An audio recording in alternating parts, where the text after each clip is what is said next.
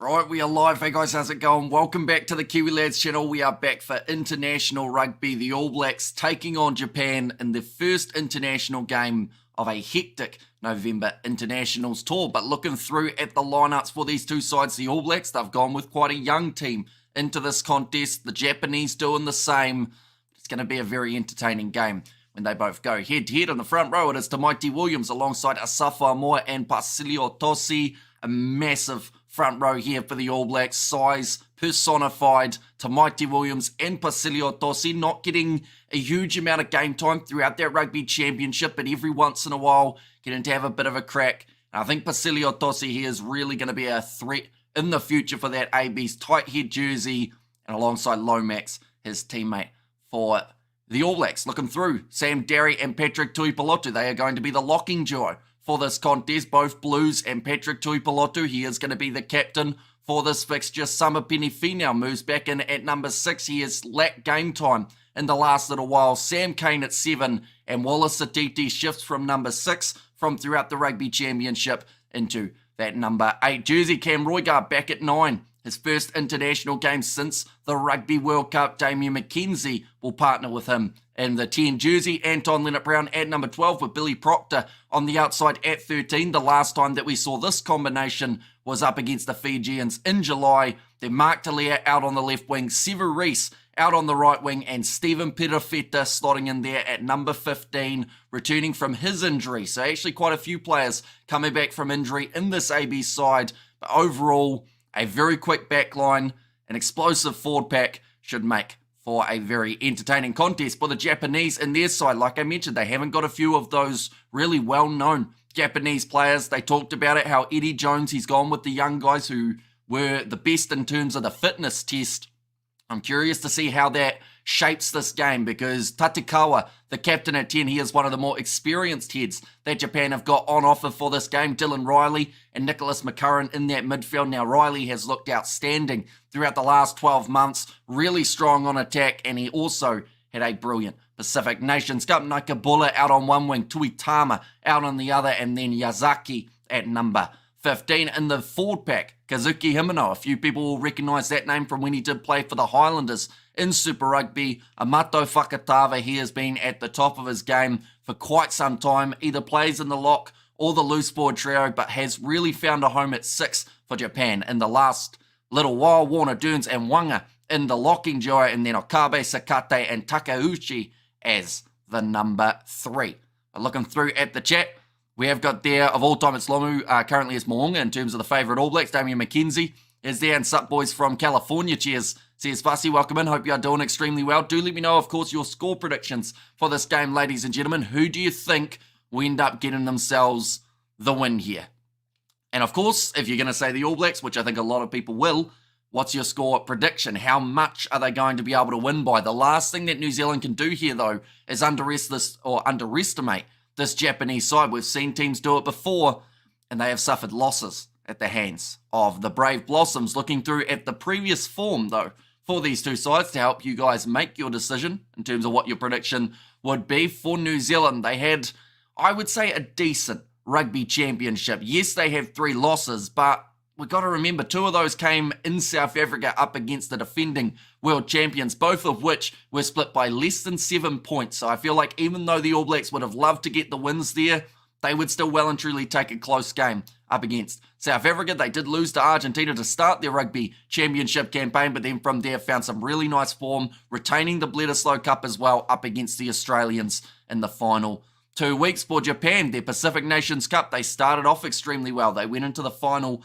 undefeated, and then they were beaten by Fiji, 41 points to 17. Certainly not quite their best performance, but some of these other games up against Canada, USA, and Samoa did prove that even with the young Japanese side, they've got a lot of potential, and like I said, should not be underestimated. I forgot how to say that word for a second, but we got there in the end. Looking at the benches for this contest, George Bell, Ofa Toingafasi, and Fletcher Null will be the front row All Blacks replacements. Josh Lord at number 19, and Peter Lakai. I really hope he has a great game. He's a guy that I've been almost, I would say, predicting for a year in terms of getting into that AB side, and finally he gets his opportunity. It comes because of the injuries that we've seen in the loose board trio. No Luke Jacobson, no Dalton Papali'i, no Ethan Blackadder, all out due to injury, which brought in the injury replacements of Josh Lord and Peter Lakai, both getting their chance here.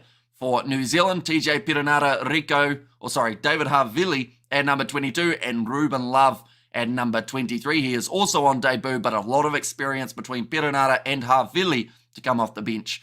For New Zealand, in the Japanese bench, Olivetti, he is definitely one to watch out for in that number 19 jersey. A couple debuts of their own with Hilo at number 18.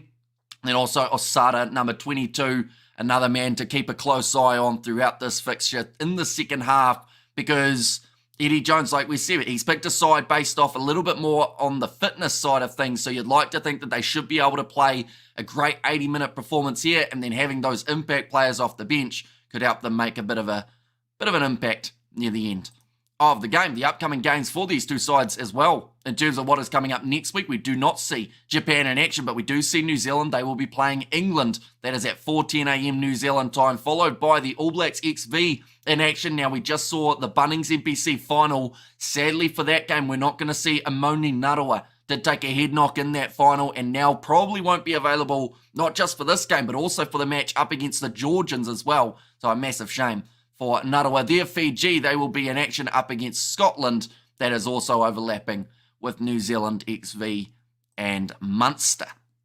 So, the predictions in the chat. By 40 points in favour of New Zealand, I do see we've got there 64 points to 18. Hi, all, and Hamish, says Robert. Welcome in, mate. Hope you are doing extremely well. 65 to 10 is the prediction from Luca.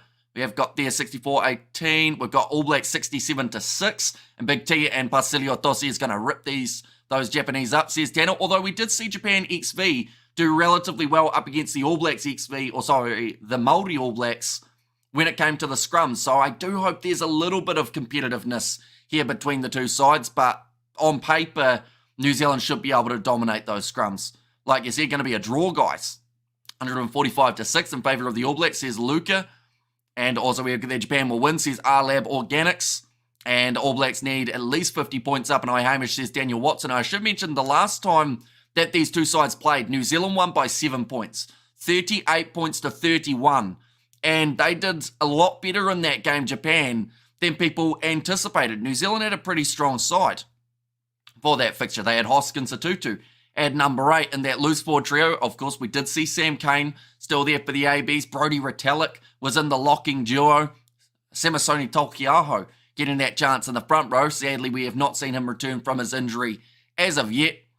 And we have got there No Lucky Tie, says Robert V. Now, we're wearing the casual hoodie at the moment. We've had about 30 mils of rain already, so I decided I'd just dress for the weather rather than dressing up. But of course, in the later stages of November, when we get a few more matches going back to back to back, we will be wearing the suit. But also, I should mention, we've got 3 games back to back to back tonight that we are covering on the channel for the URC. The Stormers, they are going to be taking on the Glasgow Warriors. That is at 12:45 a.m. New Zealand time. The next game after that, it will be Sharks versus Munster. And then after that, we've got Lions versus Leinster. So 3 great games of the URC that we are doing all back to back, all throughout the night as well. Go Damien. And good morning, Amish, says Stuart Moore. Welcome in. Hope you are doing extremely well. Of course, Damien McKenzie getting the big opportunity here to play as the number 10. There have been talks of whether or not Bowden Barrett will take that 10 jersey from him. But this Roygaard and McKenzie combo, it is one that I think could work extremely well. Cannot find this match anywhere in Ireland, so annoying, says Nate Dogg. I would recommend checking out NZR+. It might be an option. If you haven't got an official broadcaster, there is a chance NZR+ might have it. I could be wrong, though, but hopefully I'm not. And we have got there 21 degrees Celsius as the temperature at the moment, 19 kilometres of wind. So it shouldn't be too bad in terms of conditions. They mentioned earlier on that there was a bit of a chance of rain, but I think that's passed. And we're going to get a good free-flowing running game of rugby. I do also want to know, ladies and gentlemen, your try-scoring predictions. Who do you think will score the first try of this match? 27-26 to Japan for a laugh, says Zion. Do not understand why this isn't broadcast in South Africa, says Renier. I think the only thing that might also be stopping other international broadcasts is the fact that it's outside of the international window, so it doesn't count towards the Autumn Nations series, which I think is why it's not available. But yeah, I would recommend checking out NZR Plus to see if it's on there, because I've noticed that they've done a few of the games that haven't been available in certain regions. The other option may be Rugby Pass. Might have it. Will Jordan first try. Well, Will Jordan is currently, I believe, in England. He's not actually playing for this game. So you might have to pick a different option. At number 15, they've got Stephen Perafeta. Zion sounds pretty. Says Nathan Davids and Jared the brothers. Hamish, let's go. Says that Mr. All-In. And Roy Gard is an awesome halfback. And yeah, just returning from his injury. It's great to see him back for Counties Manukau and the Bunnings NBC. So annoying that Flow Rugby isn't showing this in the US, says Jack. So yeah, I think they're the same in terms of the fact that they're outside of the international window. But yeah, Rugby Pass or NZR Plus. Hopefully you'll be able to find a free option of watching it. Mark Delia first try, says Luca. And where is this game being played? It is being played at Nissan Stadium. And I believe it's Yokohama in Japan, I believe. I managed to find it on Stan Sport Australia. Says Jack Fuller. And evening to you Kiwi lads, just walked in from work. How you doing? We're doing very well. Excited for the amount of rugby we've had. We've already had a golden point, well, an extra time game of the Bunnings NBC, the All Blacks in action, and then 3 games of the URC. We are watching back to back to back. And greetings from Orania, Hamish. Hopefully I've said that correctly. Welcome in, Gerhard. Hope you are keeping well. They are just showing this very exciting young backline for the All Blacks. And when we look through it, one moment, we'll go like this. They've got a lot of talent there and a lot of players that could possibly, if they have a good game here, can break into the All Black side for the other matches that are taking place in November. I want to see a great game from Billy Proctor. That is one thing I really hope that we do see, mainly because his last game up against Fiji, he played brilliantly and then he never got a single minute throughout the Rugby Championship. Stephen Perafeta, he was the fullback of choice up against the English. And then Bowden Barrett making his way off the bench. Of course, in those games, in this case though, Bowden Barrett is nowhere to be seen. In fact, here is a question, ladies and gentlemen. When was the last time the All Blacks put out a lineup that did not involve a single Barrett brother? I'm just going to quickly look through and make sure that they didn't do it up against the Fijians, even though I think maybe there was a chance, although I think that we also did see one of the Barretts off the bench for that game. But if not, it's been a little while since we've had a Barrettless All Blacks side. Let's have a quick look. 47. They had McKenzie. Bowden Barrett at 15. Okay, yeah, so I don't know when the last time was that we haven't had a Barrett across a 23-man All Blacks team, but we have got it here. So we'll have to wait and see how they do end up going. For anyone who doesn't know, this is the Japanese side. I'm really looking forward to seeing this backline in action. Tatakawa, they've talked about the fact that he's more of an inside centre in terms of the way that he defends. He's solid and he's hard to get through, but they've got a couple guys in there that maybe could let the All Blacks through a little bit. The defence is going to have to be on point. That's all I'm going to say. But Patrick Tuipulotu, I messed up his name. Tuipulotu, I should say. He's had a haircut. That's what stumped me. But they are making their way out onto the field here, ready to go for the match. I got confused seeing TJ, and then I remember that Cortez, of course, is not going to be here for this contest. It looks like a great afternoon for a game of rugby. Damien, first try. What is the score? The score has not taken off yet. It's currently 0-0 between these two sides. It's amazing that this is considered a B team. So many names that I prefer to the starting side, says Rudy. Yeah, that's the thing. Some of these combinations, I actually think they should have tried earlier throughout the Rugby Championship. And I feel like a lot of people had that same opinion, that maybe they were a bit too conservative throughout this kind of last stint for the ABs. Any Fijians in Japan team? I mean, Nakabula is out on the wing. Bakatava, I think, has Fijian heritage. And then you've also got Uliveti off the bench and Wanga in the locking jaw. When will it start? It will start in 7 minutes' time. That is when the kickoff will be taking place. 1999, says Alria there. A Vitbox stream and kia ora, brother. It's been a good minute since I've been here on YouTube. Hope all is good with you, brother. Bless your channel, says, hey, thank you very much, mate, and it is greatly appreciated you being here. Of course, 4 massive games for the ABs just around the corner. First up against the English, then they will be taking on none other than the Irish, then France, and then up against the Italians for their final game. And I do think up against Italy, New Zealand may go with a similar lineup to what they've got here, although you cannot underestimate how far the Italians have actually come over the last maybe 12 to 24 months. They're starting to get in a really good place in terms of what they can do out there on the field for the Japanese. It's no longer to be determined, by the way. That game is happening in 6 minutes' times. But France versus Japan, that is not in 50 days, by the way. It is happening very soon, next week, in fact, or 2 weeks' time.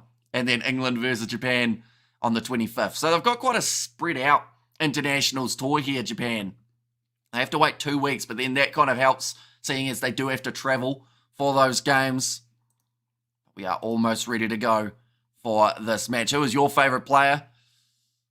If we're talking about this game, I'll be honest, I am very happy to see Peter Lakai off the bench, and I really hope he doesn't let me down in terms of the fact that I've been trying to see this guy at international level for a long time. And I picked him in my original All Blacks side under the Scott Robinson era. I picked him for the Rugby Championship squad. I picked him for the November Internationals. Are you just going to do the live commentary? Exactly right. And yeah, it's one of those ones that hopefully he can live up to expectations and actually do well. In this contest, Billy Proctor, I want to see a big game from him as well, seeing as Scott Robinson hasn't really given him the chances that a lot of people feel he should have throughout this last little while. They need to give Lakai and Love enough minutes. Says Nathan Davids. And yeah, that's the other thing. If it's going to be close, you're in that situation of, will Scott Robinson use his bench early? Or will we see him leave it as late as possible and see only a couple minutes for those guys on debut? Ruben, says Henry there. Who is in and out? Line up, please, says Spider Meat. We will go through it again, even though we did it a couple minutes ago, but that is all right. But in the Japanese side, it is Akabe, Sakate, and also Takaushi in the front row, Wanga and Durns in the locking joy with Fakatava, Himeno, and Makesi as the number 8. Fujiwara comes in at 9 with Tatikawa, the most experienced Japanese head out there on the field with 60 caps as the number 10. Nicholas McCurran and Dylan Riley in the midfield with Tuitama out on one wing, Hone Nakabula out on the other, and then Yazaki at number 15. For the All Blacks, a very changed lineup compared to what we saw throughout the Rugby Championship. Tamaiti Williams, Asafo Amoa, and also Pasilio Tosi as the front row. Massive size about this AB's fullback. We have to wait and see if that does warrant a strong scrum or whether they're going to be relatively competitive. Sam Derry and Patrick Tuipulotu, the new captain for the ABs, as the number 5. Summer Penifino at number 6. Sam Kane 7, and then Wallace Atiti shifts from 6 to 8, unlike what he was throughout the Rugby Championship. Cam Roygarden and Damien McKenzie, they will be the starting 19 combination for the All Blacks. Anton Leonard-Brown and Billy Proctor in the midfield with Mark Talia, Sevu Reece and Stephen Perafeta back at number 15. So no Barretts in this All Black side for the first time in a long time. We do not see a Barrett anywhere for the ABs. Damien McKenzie, massive smile on his face, but like a different smile to what we normally see when he's doing the goal kicking. I think he's very happy to be back in Japan. Of course, spent a stint there for the Japanese League One. Newbies to score the tries. Says SB there, and good exhibition test. New Zealand Rugby milking it well, taking all advantage of this lucrative market, says DK. I mean, money's quite nice, isn't it? And I mean, there is some situations in rugby at the moment where we do see sides struggling financially. It's probably not a bad idea to go up against Japan. Plus, every time that they go to Japan, you can just see the passion in terms of the faces of the crowd. They talk about it, how Japan is their number 1 side, but the second side that the Japanese supporters do support the most are the All Blacks. So to bring them back into Japan makes perfect sense from that point of view. New team, says Spider Meg. People, I'm from South Africa. Where can I watch the game? Because Supersport doesn't show it. Either NZR Plus or Rugby Pass would be the best options. I'm not sure whether or not either of them are actually showing it, but those are the ones that for overseas watchers, those are normally your best bets. Now, where the hell must we watch the game? Says Martin. Those are your options. When will the match start? Says LJ. Well, we have got the Japanese national anthem, and then we've got the haka, and then we're at the kickoff of this contest. So I would say about 5 minutes time until it does kick off. Macca smile because he misses the Barretts, says Daniel Watson. And we have got there, D-Mac got heaps of pressure on him. Likely is not the first choice 10 against England, Ireland and France, says DK. Although that completely depends on where they see Beauden Barrett. Because I would say with the selection of their squad, Barrett is going to be a 10. Because you can't have, I think it's 3 fullbacks who are full-time fullbacks, then also 3 other guys who can play fullback in the side. So yeah, I think that Barrett will certainly be right up there.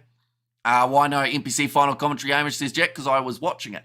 It was a good game in the end, but I decided to just watch it rather than doing the commentary, just to enjoy it, seeing as we've got 4 other live streams that we were doing today, including an all-nighter that is coming up with 3 matches of the URC.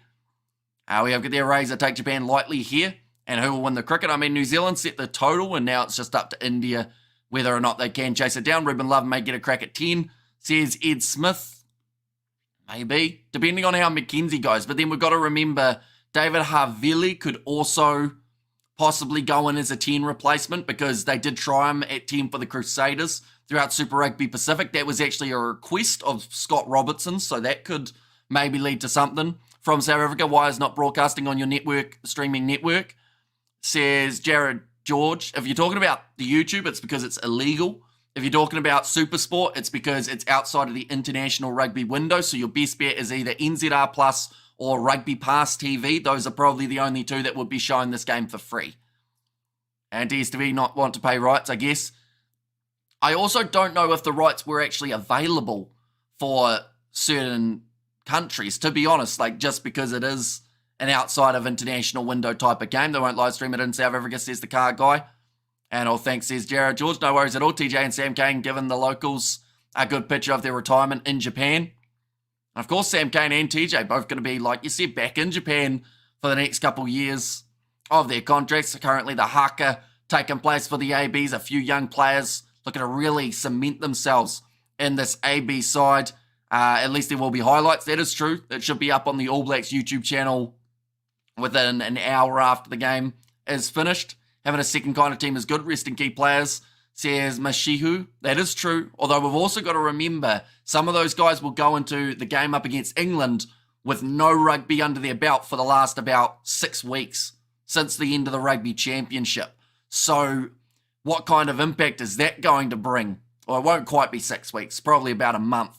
Some of these guys who are in this team, as well as the guys who are in that New Zealand XV, they've at least had minutes under their belt for the Bunnings NPC. Why are we doing Kamati so often? Says SV. I mean, to be fair, there's only 2 options, so it's always going to be at least a 50-50. Ruben Love, though, fired up, shouting from the rooftops for that haka, and we are now almost ready to go. Where can I watch the game live? Either NZR Plus or Rugby Pass TV. I assume one of those 2 might have it. Stan Sport, another option. Sky Sport here in New Zealand as well. We have there with the influx of New Zealand players in Japan applying their trade. Will we see more Japanese players here in New Zealand? I actually think we will a little bit. Throughout the Bunnings NBC, we've seen a few Japanese players taking a year and playing in the Bunnings NBC. For an example, Wellington, we've seen a couple Japanese props who have decided to come over and have a bit of a crack in New Zealand. So I think there'll be a bit of that relationship between the 2 sides. With the fact that they also play each other in international matches every couple years, I think that that's slowly building that relationship towards, maybe some sort of cool thing like they did last year, how it was Super Rugby versus Japanese top league in preseason in those matches. We are almost ready to go. Jordan Way will be the referee in charge of this one. New Zealand will be going from left to right, and Damien McKenzie will be the man to kick this one off for the All Blacks. The players are fired up. The Sams are on screen. Sam Derry, Sam Kane. There is no other Sam that I know of that is on the verge of making the team. But Damien McKenzie, a lot of pressure on him. Can he step up? DSTV, what a waste of money. Says Bruce there. And Japanese recruitment in the Pacific Islands next level, says DK. And morning Northerners, evening Southerners, says Peter Wild there. And here we go, says Mr. All In. Do let me know, anyone who hasn't already, who do you think will score the first try in this contest? I'm going Sever Reese. I think I went Sever Reese last time, and he did score the first try, so we'll just do it again. No, bro, you can't watch it on NZR. What about Rugby Pass? Has it got the option? But it has now been kicked off, and we are underway for this contest, ladies and gentlemen, and it's kicked off into the Japanese 22. Ball is in the hands of Fujiwara, goes across to Tatekawa. Something that Japan do extremely well is phase play. When they've got that ball moving between their backs, can be extremely crisp. Currently, they are still inside of that 22, though. Back across to the left-hand side. New Zealand, these young players, like I've said, they want to step up, bro. Just show us the game, says Martin. Sadly, that is illegal, Martin. And I would prefer not to go to prison. Not any again. I was almost going to say not again, but I haven't actually been, to be fair. About 40 seconds in, and they have kicked this one into touch for Japan. New Zealand have got the line out. It's going to be Asafo Moore who has got that throw, and that is not straight. In fact, they'd be very lucky if that wasn't called not straight, and Nick Berry has said that it is as wonky as can be. Cody Taylor not playing, that is true. They have got Asafo Moore and also George Bell, but that is not the start that Asafo Moore wants. New Zealand-born Reese for the first try. And please, I want to watch the game, says Martin. Well, your best option, you could check Rugby Pass TV, but I can't just show you a game that I haven't bought the licensing to, because then, like I said, that's illegal. Prison not as bad as playing cricket. Terrible throw, and says Rodney. Yeah, awful first throw from Asafo Moore. New Zealand have a 959 kg forward pack. They have about a 60 plus advantage. Japan first try, says Sale. Now Japan in possession. Going across to Dylan Riley. He had an outstanding Pacific Nations Cup. He's dragged down by Cam Roigard.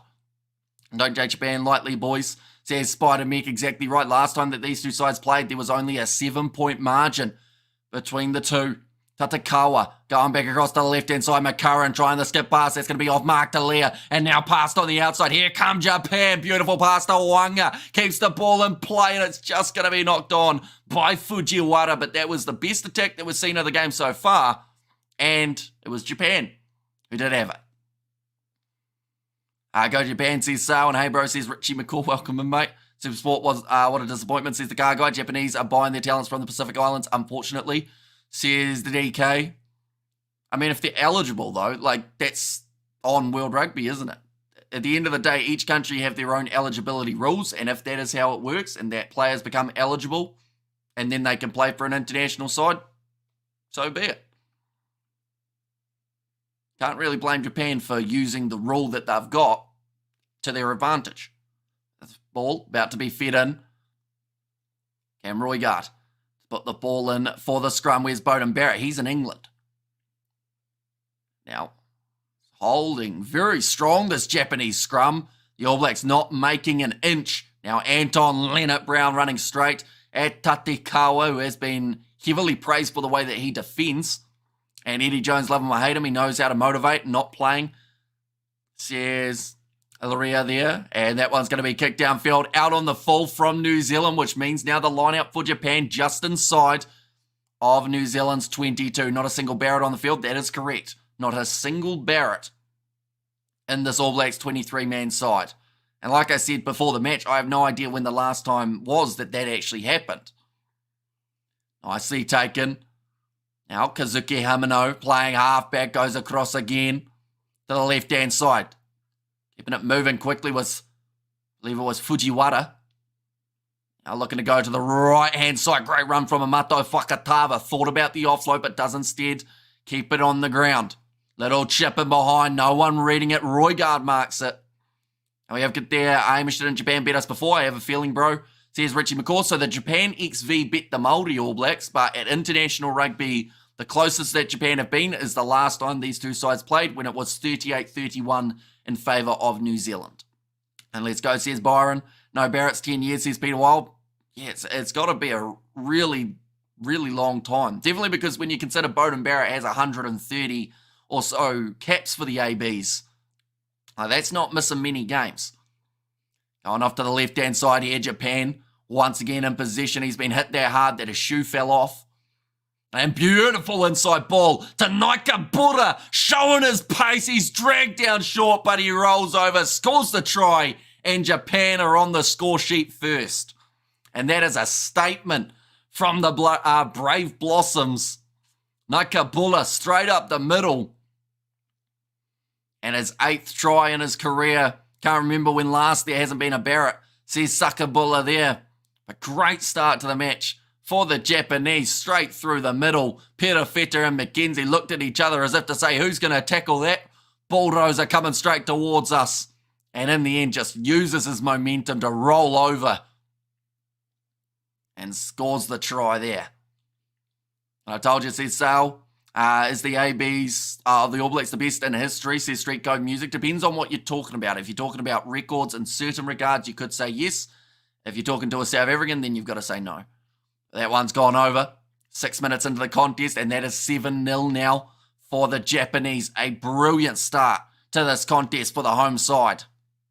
And a bit of a wake-up call for New Zealand. Having a few early errors has led to the perfect opportunity for Japan to strike. And like I mentioned, when they get their passing right, it is one of the crispest in international rugby. And that inside ball was a thing of beauty, but it's kicked off now by New Zealand into the 22. And like they've said, the early mistakes have hurt New Zealand here. 6 minutes into the contest, Tatekawa going off to the left-hand side. Good shot coming in on Nicholas McCurran. And go the All Blacks. And Hone gets it.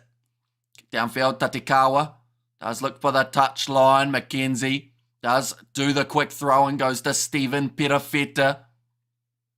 I follow you from the Democratic Republic of Congo. I think you might be our first viewer from the Democratic Republic of Congo, Bobo. So welcome in. If you are keeping well, go the All Blacks. Eddie Jones, penis or genius, says Tyler. I mean, at the moment, like, it can't be, oh, that's a forward pass from Japan. It can't be debated that, yes, Eddie Jones has had his ups and downs as an international coach, but he has found success at times. You know, I'm not going to mention it too many times, but, you know, that massive game from the Japanese up against South Africa a while ago, like, no one gave them half a shot. And Eddie Jones, you know, he seems to be able to work really well with this Japan side. I'm glad JP scored. I'd rather this be competitive than a drubbing, says Derek. Yeah, a lot of people were predicting Japan to have 0 points at the end of this game, which I did think was pretty harsh because, you know, it doesn't take long for Japan to gel at times when it comes to their backline. Now, New Zealand are in the perfect position to go for a counter-attack here. Off the scrum, Cam Roigard going to be feeding this ball in. It's all from that mistake that Japan made. Konnichiwa, says Onori there. Welcome in. Cam Roigard to feed the ball in now for the All Blacks. Scrum holding strong. Wallace Satiti going off to the left-hand side. Stephen Perafeta wanted the offload, but he's knocked the ball on, and Japan have ended up in possession once more. Mistakes coming from the inexperienced players here for New Zealand. Go Japan, says Zion. And my prediction for this game for 3-12 in favour of Japan, says Black Salmon. And these guys are playing like they got back from a cruise holiday. To be fair, though, they kind of have. You know, for some of these guys in this All Blacks kit, they haven't played for 4 or 5 weeks. And the impressive part is Japan are in the same boat. But it seems like they've found a lot more chemistry early on, unlike New Zealand, who seem to be really stop-start at the moment in terms of their momentum. We see there Franks, the waterman, for the Japanese side. What are the pack weights? New Zealand had 959. Japan had 892, I believe it was. Please don't remind us South Africans about the Japan game. I'm still waking up screaming some nights, says Sakabula. And we have got there 57-19 to the All Blacks, says Derek. I must say I'm enjoying this. Japan looks smooth, says Salah. And there as well. A terrible, thank goodness I haven't given Stan my money, says Reflecting Trees. Got a drinks break, only 8.5 minutes through at the moment.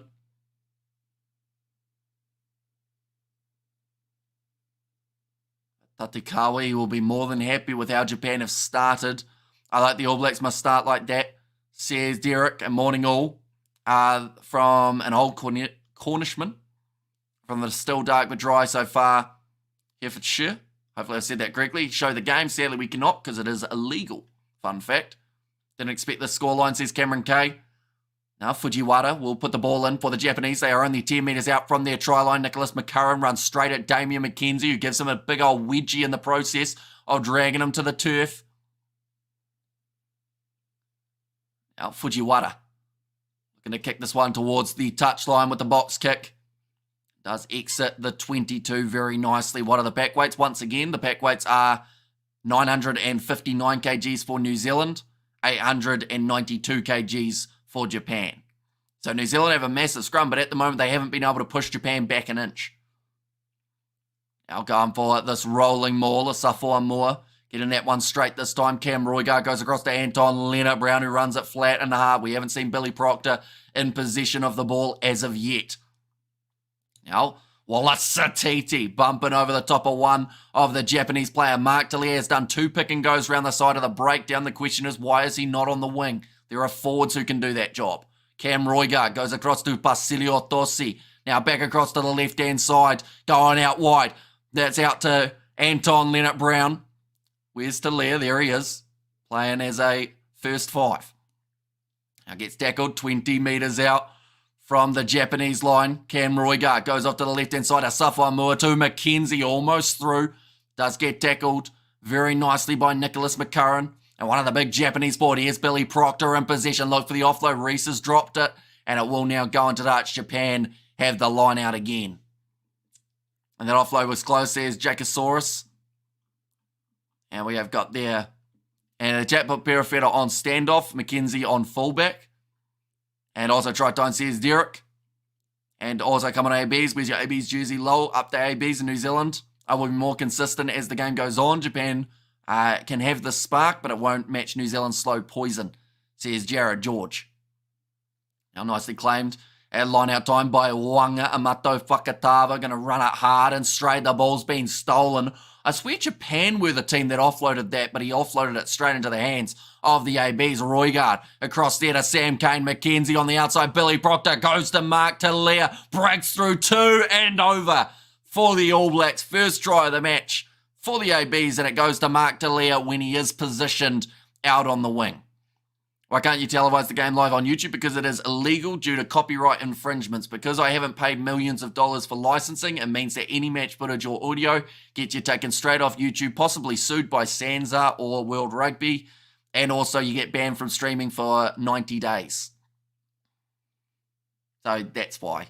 Unfortunately, nice try, Talia. Says Rodney, Talia, 3 more guys. Says Mr. All-In, but great work from Talia to bust his way over. Eddie will be happy drawing first blood, says Nate Dogg. And where are you watching the game from? I am watching it from New Zealand, but Sky Sport 1 is the broadcaster that I'm watching. For this one, AB is going to put on a huge score, says Nathan Davids. And a bit of power and pace there, says Rodney. Yeah, very good at breaking through defenders. Mark Daly, he's proven it time and time again. Great kick from McKenzie also. And now, 12 minutes into the contest, we are back to an even playing field, sitting 7 points to 7. Proctor with the assist, says Jake Saurus. And good to see Billy Proctor get a run out. I rate him. As Billy Proctor and Tossi playing, they are both playing. Tanza does not televise the game though. DSTV, but they want to sue people. Sansa does not televise the game through DSTV. Says it is what it is. That's more so for the Rugby Championship licensing. For this one, it's more for rugby. Their Carl has said it in a brutal manner, but might be slightly right. Roygaard going off to the left-hand side. Nicely taken by Wallace Satiti, 22 metres out from the line. Where are you from? Auckland? No, I am from the South Island of New Zealand, halfway up. Kick towards the touchline there. Oh, out on the full from Damien McKenzie, I believe. Oh no, they've actually said Japan got a hand onto it. How many minutes in? At the moment, we are 13 minutes into this contest. Got the kick over, awesome. Says Reflecting Trees. And go the All Blacks, says Dom Sutton in there as well. And now be the line-out throw here for Asafo Moore. Is Rosell back for the ABs yet? He is not, no. Still playing in Japan. Nice acclaim by Summer Penifee now off the back. Sam Kane goes to Wallace Satiti, who busts his way through the Japanese defensive line. Does take it to ground. Roygaard goes to McKenzie now with a cross kick to Leah. Chasing after it. Japan not able to take it cleanly. And Yazaki has to boot it into touch, or at least throw it into touch anyway. Is Frizzell back for the ABs? Oh no, I read that one tonight. Reckon Mwonga coming back soon. It's an interesting one with Mwonga because he signed a long-term deal for his Japanese side. And then from there, he pretty much last year, or earlier this year, in fact, was like, hey, I'm happy enough to end my contract with this Japanese team if it means that I can come back and play for the All Blacks. And then I think there was mixed opinions upon that. People were saying, well, maybe you should just finish your contract that you signed up to first and then worry about going back into the All Blacks. So unless they change the eligibility rules, I think we'll be a little way away from seeing Richie Mo'unga back in an AB's kit. Now 20 metres out from the line, Anton Leonard-Brown offload to Cam Roigard. Oh, he couldn't quite get it to Mark Talia. And once again, is not on his wing. Anton Leonard-Brown goes across to Mackenzie. Tui Pelotu, he looked on his outside. Guess what? He's not there. And now 5 metres out, Tui Pelotu, the captain, scores out on the left wing for the All Blacks. We'll be watching the URC games later. Not only will we be watching them, we will be commentating them. We've got 3 games back to back to back. Is this a full strength New Zealand team? Not by any means. They have gone with a very mixed side in terms of half the players have been sent to England early and the rest are playing in this game. But I would say up against the English, we will only see maximum 10 of these players, if not less. I'm still cranky with that ref in the NPC final earlier today. Says Glenn Woods. Why I always ask to watch a match on the live commentary? It's evident that it's not possible. Hamish is always explaining he can't show the match. No rights to show it. Says Mashihu, exactly right. And I thought Patrick would score. Says the Black Samoan. He's done well. Good power to break through about 2 or 3 tackles as well there in the process. Now Mackenzie. We're lining up this kick yet again. And it's gone over. Doing well. Off the kicking tee, 2 from 2. Hamish, did you watch the Bulls' lucky escape against Benetton? I did not, unfortunately. Didn't get to see that one earlier on. I did see the score, though. Very close game between the sides. Are you watching the cricket? I was watching it before this one, but currently I'm not sure what's happening. And I know India are batting, but that's about all I know. Currently 3 handling errors for both of these sides. What is New Zealand's record score against Japan? I think it's a massive one from way back in the day, like 100 and something to 5, I want to say it was, or maybe it might have even been 0. But last time that the 2 sides played, which is probably a little bit more of an indicator, was 38-31 between the teams. So a lot closer than those old scores. Did you see the squad sheet for Ireland? I did. Looking like a strong squad. Overall, a nice mix of the different regions. Reese trying to slap that one back onto the side of the ABs, but Japan have now got the position on the halfway line. Getting back to his feet, having another crack there. It was Takeuchi getting a nice offload to Sakate. They're only 22 metres out from the line now. Severis in off his feet. Gives away the penalty. Japan now have the option.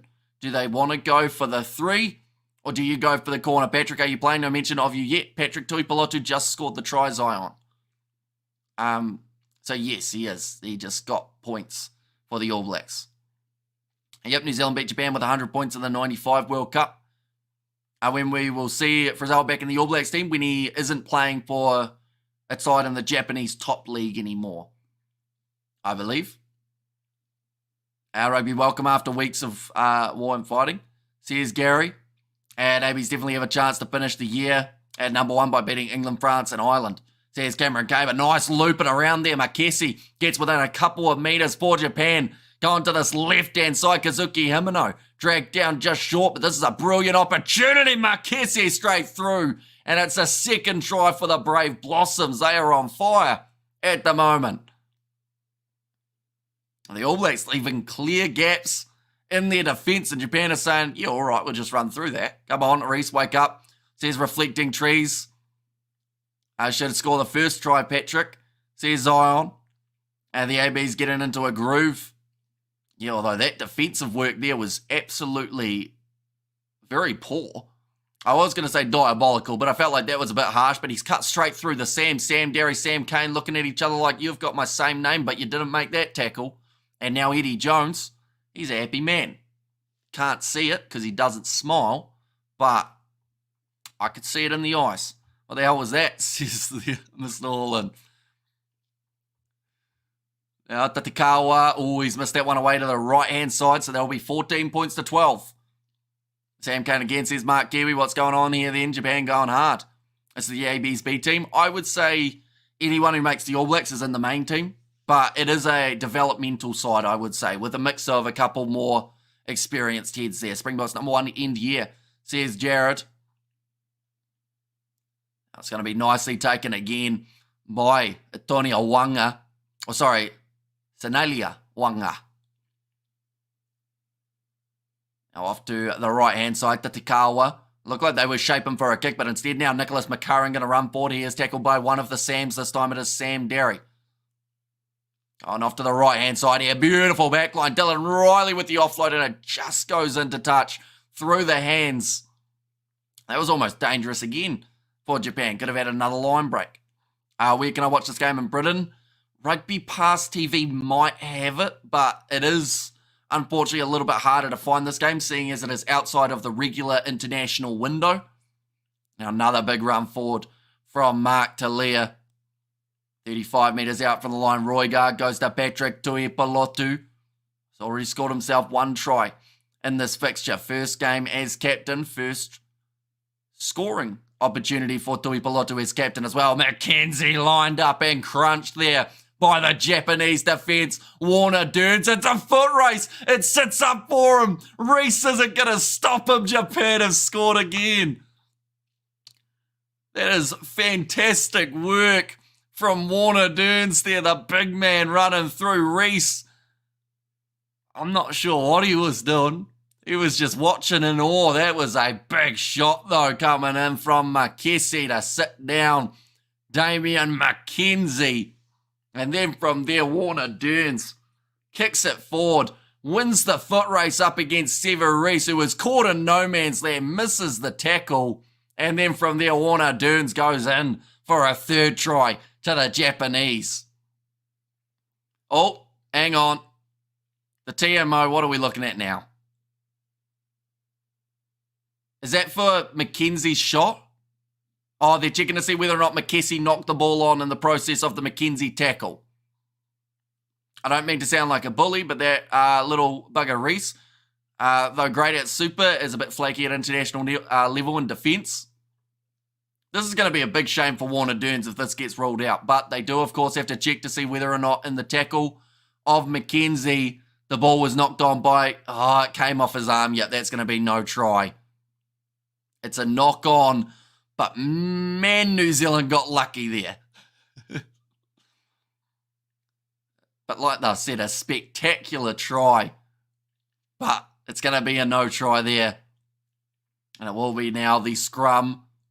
Any surprises possible, says Maven. Exactly right, let's be honest. The All Blacks are now bums, says the Black Samoan. Where can I get a live stream? Depends on where you are in the world. Stan Sport do have the game. If you sign up for a free trial for Stan, should be able to get it, although you do have to be in Australia for that to be an option. I don't know what we are still doing with Reese. It's a great question. Possession at the moment, 50-50 really, but New Zealand having a lot more territory, 70%. And absolutely sleeping, says Mr. All-In. And Japan is not going away today. Just the Argies in that first game of the Rugby Championship, says Cameron K. It is going to be another scrum big. Can New Zealand get a little bit of front foot forward at scrum time? We have good there. Jean gives Japan some credit. They're trying. Says Jared. Once again, strong scrum. Japan going nowhere. Roygaard going off to this left-hand side. Here comes Billy Proctor. Pass on the outside to Reese. He's got him on the inside. Goes straight back to him. And Proctor scores the try for New Zealand. I thought for a second he might have gone a little bit short of the line, but I think he did go over in the end. Proctor. Hey, it's Sam Whitelock. I wonder how many other players were in there. He did not look happy for that try. Who's he supporting? Can you check the score, please? Says Brendan at the moment. Hopefully the scoreboard will update very soon, because I think the time is still updating. It's just the fact that it's an online scoreboard, so I have to wait for it to update. I like the selection of this AB's team build up to the next World Cup. And we have got there Dan Proctor. One more guy says Mr. All-In. Now, 22 minutes in, New Zealand have got themselves their third try, so the score now 12 points to 19. Aris is cooked. Narawa should be on his wing today, says Justin Reed. Yeah, although Narawa in that NPC final, one of the tackles that he attempted on Julian Savia that led to Wellington scoring was not the best effort, I do have to say. And I'm normally a massive praiser of Narawa, but then he also took a head knock, so he's not available for the All Blacks XV now either, unfortunately. Hi from Tamaru says, Sean, welcome in. Is Rico playing? He is not playing. in this contest. Missing that kick there, Mackenzie, so the score will remain 19 points to 12. Reese always looks lost with his funky haircut. Says Shihu. And also we have got there Japan leading. Is the AB scrum met, or is the Japan scrum holding up well? I think Japan people underestimated their scrum, because we saw up against the Māori All Blacks, their scrum almost dominated. Damn, that's so weird that they're not hearing it. Thanks, Jared. Now going off to the left-hand side, Satiti, cross to Stephen Petafetto, who throws the wide skip pass out to Mark Talia. Nakabura misses the tackle. So did Kazuki Himeno. Now the offload, great hands from Satiti. Although Japan might have got the turnover, yes they did. Takauchi is the man who manages to get in there and get the turnover. Now going off to the left-hand side, Wanga got it on the outside to Riley. Now looking for the turnover, Proctor comes in and steals it back for the ABs, kicking it in behind. Reese is winning the foot race. Can he get the ball? No, he didn't commit. And instead, Japan have been able to clean it up. Billy Proctor showing he's a powerful direct centre. Great hands and an eye for the try line. Says Kurno Week, another turnover for New Zealand. Mackenzie, numbers on the outside, going to Mark Talia. He bumps off one, offloads to Sam Kane, who picks the ball up and scores it in the corner for New Zealand. And see, like the New Zealand Domestic League plays more exciting rugby than the internationals, or other players just more hungrier to perform at domestic levels. I think it depends a little bit on the game. Like, you're always going to have more tries scored at NPC level just because the defence is nowhere near as clinical as it is at international level. But that doesn't mean that there isn't, like, an exception to the rule where you see some great defence in the lower levels. We saw today, I mean, sides were having 25 phases with the ball in hand and they weren't really going forward. We have got there Sam Citizen Kane, and Reese Hedo is ridiculous. Wonder what style that is, says Kurno Wick. And was the last Japanese try disallowed? It was indeed. Yep, there was a knock-on in the process of the tackle, but I feel like Warner Dearns, that was probably one of the best tries we have seen that have been disallowed in a little while.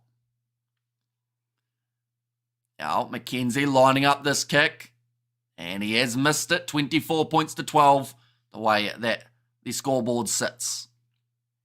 And we have got there a yes disallowed. What is the difference, or is there a difference between the Māori ABs and the ABs XV? Yes, there is. So for the Māori All Blacks, you have to have Māori origin of some sort in terms of your family, like somewhere in your family tree, someone of Māori descent. And then for the All Blacks XV, it's kind of like the All Blacks secondary team, per se. So like South Africa A, like Australia A, England A, all of those sides. It's just called the All Blacks XV rather than All Blacks A or New Zealand A, if that makes sense. Now, that smacked Toi Piloto straight in the Swede. It's going to go back for Severis, who will look for the clearing kick. Does get it into touch, but it won't have a huge amount of distance on it. In fact, they're going to go back for the knock-on against Japan. We have got there, you have to have Māori heritage to be in the Māori ABs compared to the ABs, says Josh, exactly right.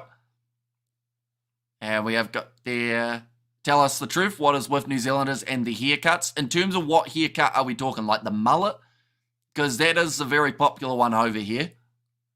Although it's the same in Australia as well. Like if you look at the rugby league side of things, the NRL, there are some interesting haircuts around. South Africa should have an only Afrikaans team in Australia, Aboriginals versus Maoris. There's Ponku. I know that they do in the rugby league. They have the Indigenous All-Stars versus the... what's the other one? I think it is actually the New Zealand Māori, maybe. At least they're better than the Aussie haircuts, cough cough, the bogan ones, says Josh. 65% of the territory going the way of New Zealand. Kristen Cullen played for the Māori ABs a while ago. Pretty sure you don't need Māori heritage. Says Run Forest Run. I feel like they were probably a little bit more lenient back then. Because if you had an opportunity to put Christian Cullen in your team, you'd probably do it. You know? Indigenous versus All-Stars or Māori League. Yeah, that happens in League. Says Aponku, and Cullen has Māori heritage. Says VTK, I should say. Currently 25 metres out from the line here, New Zealand. Patrick Toi Pilotu, big shot on him by Amato Whakatava. Now Roygaard again will be rolling this ball back. Oh, charged down by Warner Dearns. He's had a big game so far. He almost scored a try. He's charged down that one. He's had a couple big carries. And good to see you, Hamish, enjoying your commentary. So here's Chris and Jenny. Thank you very much. Yeah, great charge down by Warner Dearns. Safar Moore, nicely claimed by Tui Palotu. Ever since that first wonky line out, Mackenzie straight through, sees the gap and opens up the attack out to Mark Talia, who's tackled himself. But he's back up now and tackled low by Kazuki Himano. Ball almost stolen by Japan, but it will be the knock on. New Zealand once again will have the scrum feed. When did he grow a mini beard? Who are we talking about? Like Sevu Reese, I assume. Springboks are all Afrikaans. Says Desmond. And Bowden close to beating Cullen's try scoring or test try record. Says poor boy. And yeah, Doug Howlett, I believe he's got 5 over he's got 5 over Barrett at the moment. So if Bowden can score himself a hat-trick at some stage throughout November, you know, it could be very close. Which is very impressive when you consider that Doug Howlett was out on the wing and then Bowden's been 15 and 10, but then also Bowden's had 130 games to try and do it.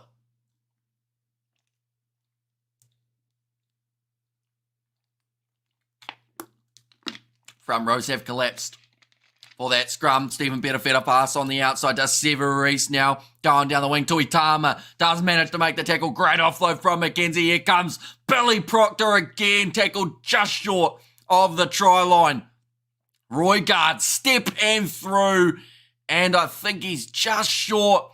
Oh yes, Mark Talia wanted it. It's going to be held up, so they will go back for the original penalty for the high tackle on Billy Proctor. Now, that one was only 5 metres out from the line.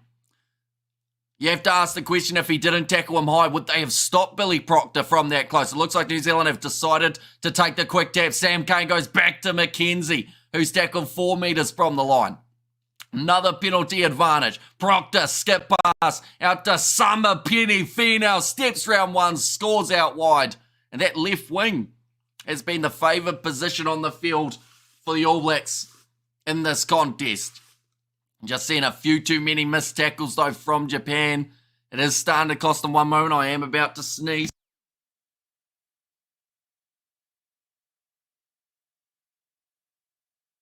We are good. I muted the mic, hopefully. And Dan was thinking how far Eddie's engine can go.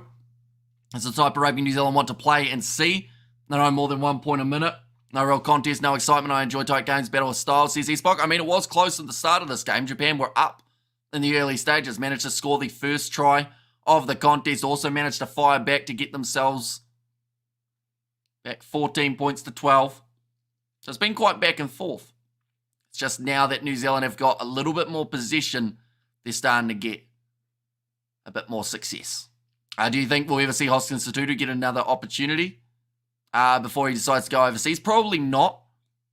I think that it was debated big time. That one has missed from Damian McKenzie again, so the score will remain 29 points to 12. But, you know, the time for Satutu, I think, like, if he didn't have his injury, he was going to be called up. They actually mentioned that. But I also do think that in terms of Satutu's best interests, he almost probably didn't want to be called up to that All Blacks team, because then that would make him ineligible for any other international side for 3 years. So, you know, strategically, Satutu pulling out was the best move in terms of if he wanted to play for someone else other than New Zealand. But at the same time, when you've got an injury, that gives the benefit of the doubt, you know, because I think he needed scans on his knee, if I am correct. But Japan have managed to retain their kickoff there. We have got there listening while building a pergola. Let's go the ABC Zion. And now nice inside ball. Another big run from Wanga. His knees went in an awkward direction. And the tackle of Wallace Atiti. A little bit untidy from the Japanese, but they managed to regather it now. On off to the left-hand side here. Being told to get out of it there. On inside ball, good shot coming in from Samapeni Fee now. They're trying to commit him to that breakdown with Takeuchi. Now Tatekawa sells the dummy. Tackled by Derry. Japan not really going anywhere off these phases. Who has tried? So far we have seen Patrick Tuipulotu, Mark Talia, Summer Penifee now, Billy Proctor. Oh, that's going to be another penalty going the way of New Zealand, and then Sam Cane was the other try scorer. And Proctor could score 3 tries today, and Robertson wouldn't see anything. Says Glenn Woods. He'd probably still pick Arvili, wouldn't he? In terms of his ideal centre, but yeah, like Proctor, the thing is, people were saying how he didn't look that great in the NPC, but the reason for that was because he just hadn't played rugby in so long. They almost let him go out of form, and it's great to see that he is still playing well. That's over the top. McKenzie takes it nicely. Had Makesi charge, and Adamu, of course, put in that big hit before the almost Warner Dearns try. There's going to be an advantage for player off their feet. A Safa more to the short side. Fends off 2. Bulldozing his way forward. Still running a Safa more. Gets the offload to Finau. And they're only 10 metres from the line now. The All Blacks. Roigard across to Tuipulotu. Derry gets it up to Basilio Tossi, and he will get his try for the All Blacks. At the moment, we've had 6 different try scorers for New Zealand. You should put your scroll bar at the bottom like you used to, so we can see who scored the try, says Cameron Kay. It'll be constantly updated for this match, that is for sure. I feel like at this point, we're going to see about 15 tries between these two sides. And how does South Africa have the best chance? Let's agree with it being in Australia, says Bonku. I assume that's about the next Rugby World Cup and rooting for UABs all the way from Bloemfontein, South Africa. Go the Southern Hemisphere. And how Sam Cane. He scored the try. He went over the line and he put the ball down. Same as the others. That one's gone over from Damian McKenzie. One moment. We'll do the bar across the bottom. It will take a while to type though, because there have been a lot of try scorers so far. One moment. In fact, we will do it at halftime because there's a lot of names that need to be typed there. Well, we'll go like this, and we'll go like that. There we go. And give Pitafetta the kicking. And Billy to 13, and Rico back to 11. And what channel can we watch on DSTV? Sadly, it is not on DSTV due to it being outside of the international rugby window. So they did not buy the licensing for that one. Nicely taken by Summer Penifee now there. Now we'll go to the left-hand side. Cam Roigard. Across to Damian McKenzie. Goes to Satiti. Chiefs players working very well together at the moment. Breaking news, McKenzie successfully kicks the conversion. So here's Derek. Yeah, I believe that now puts him 4 from 6 today at the moment. In fact, it might be 3 from 6 instead.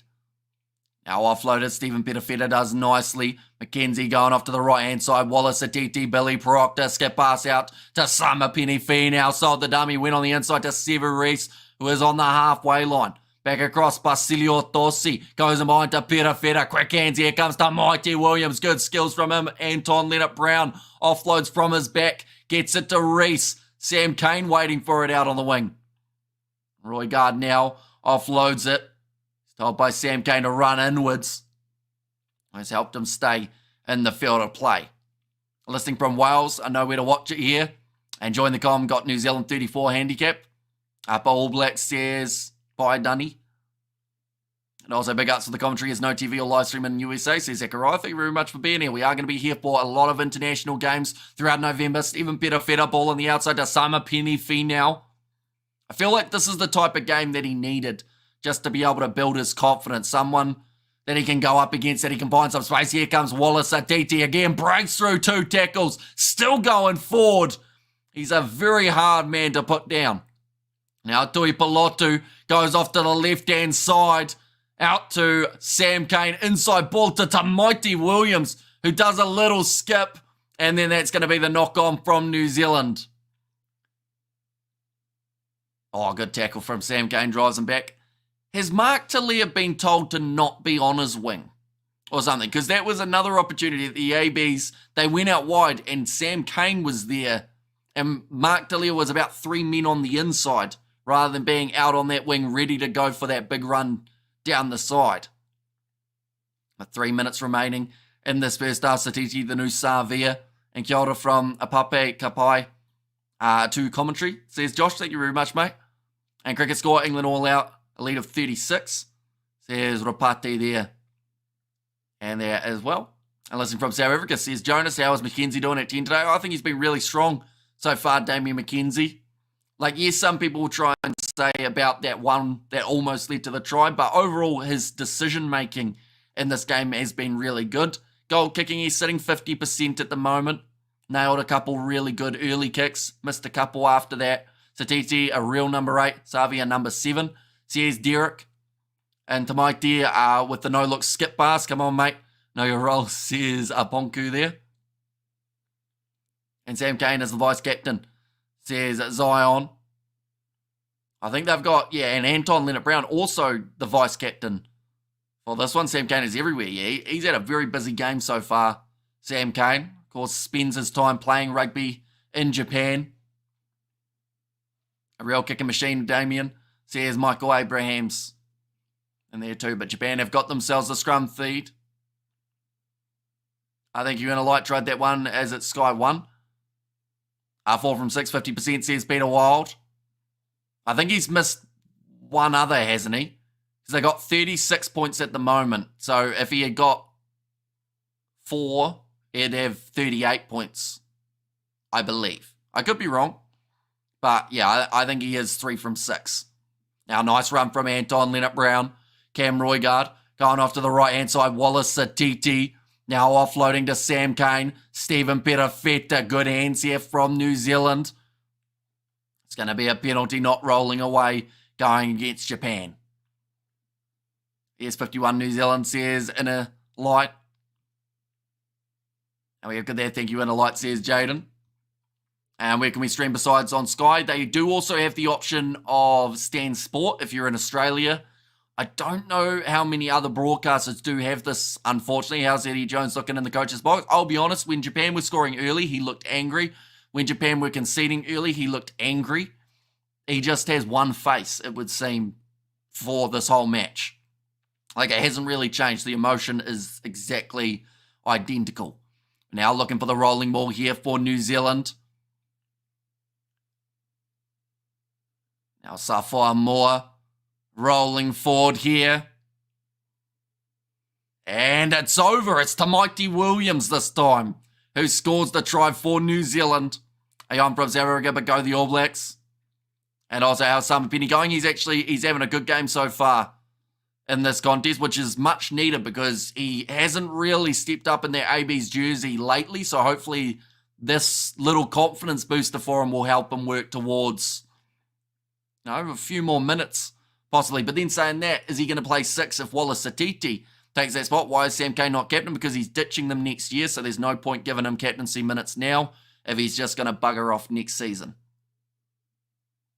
Pretty brutal, but pretty honest, Like, at least Tui Pilotu's sticking around, so you might as well give it to players who will be there in the future, not ones who are going away. Now lining up this kick for Damien McKenzie, currently sitting 3 out of 6. And it's coming round, and this time it has gone over. 4 from 7 now for him. The end of the half, New Zealand leading 43 points to 12. Remembering at one point they were 7-0 down, and then also it was 14-12 in favour of the All Blacks. But then from there they have gone back to back to back to back with their tries. Halftime score, please. It is 43-12 at the moment between these two teams.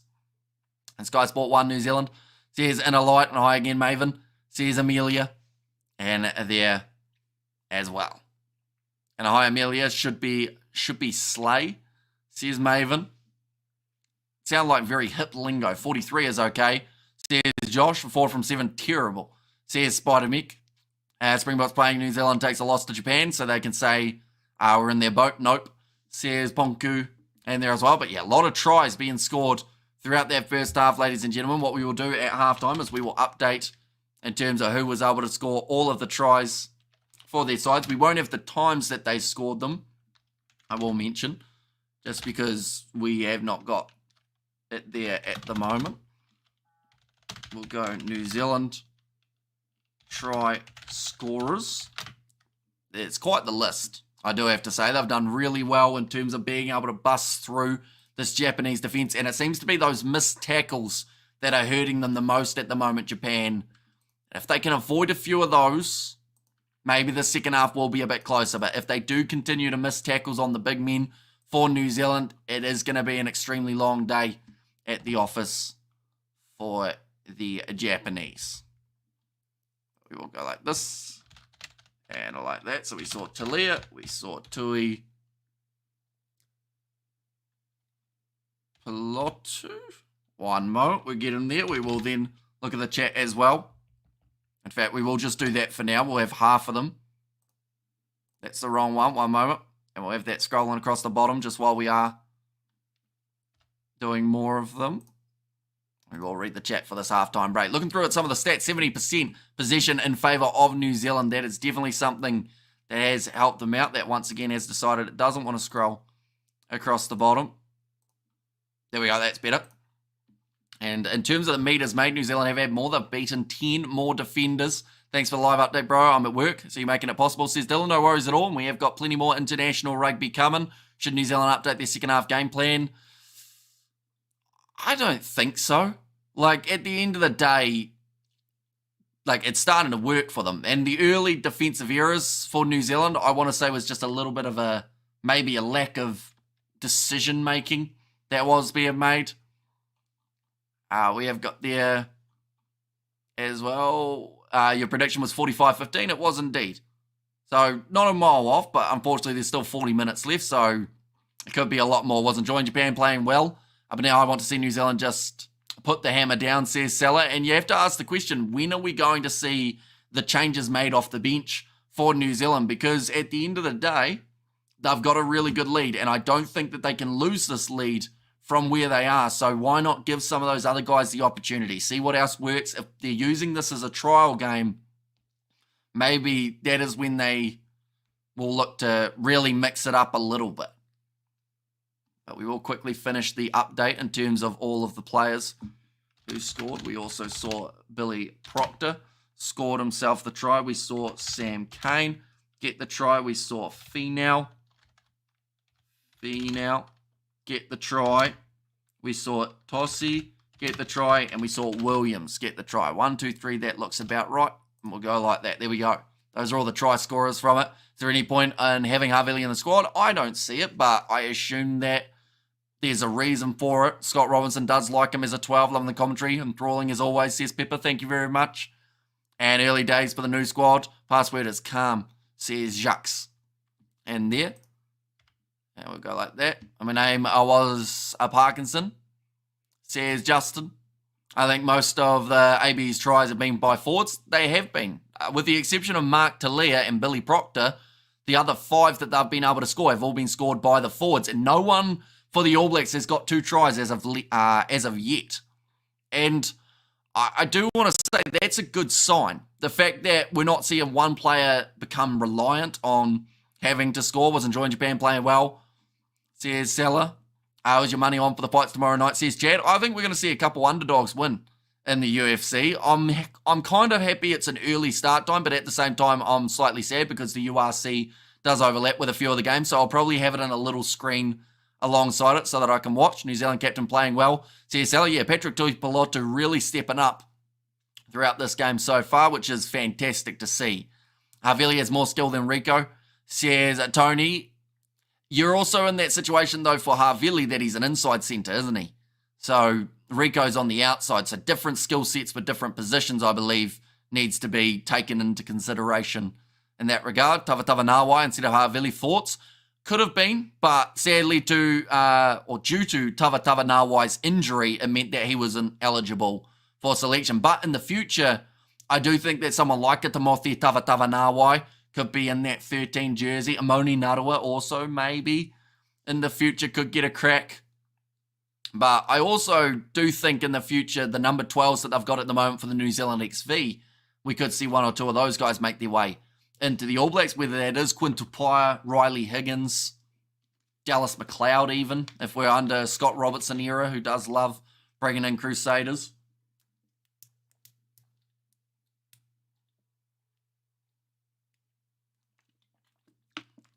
to Japan. Any hope to come back strong? What does Eddie do? There, Tomo, I don't see them coming back in this game, to be honest. But that's just because there was a little patch in the middle there where New Zealand scored maybe 3 or 4 tries within about a 10-minute window.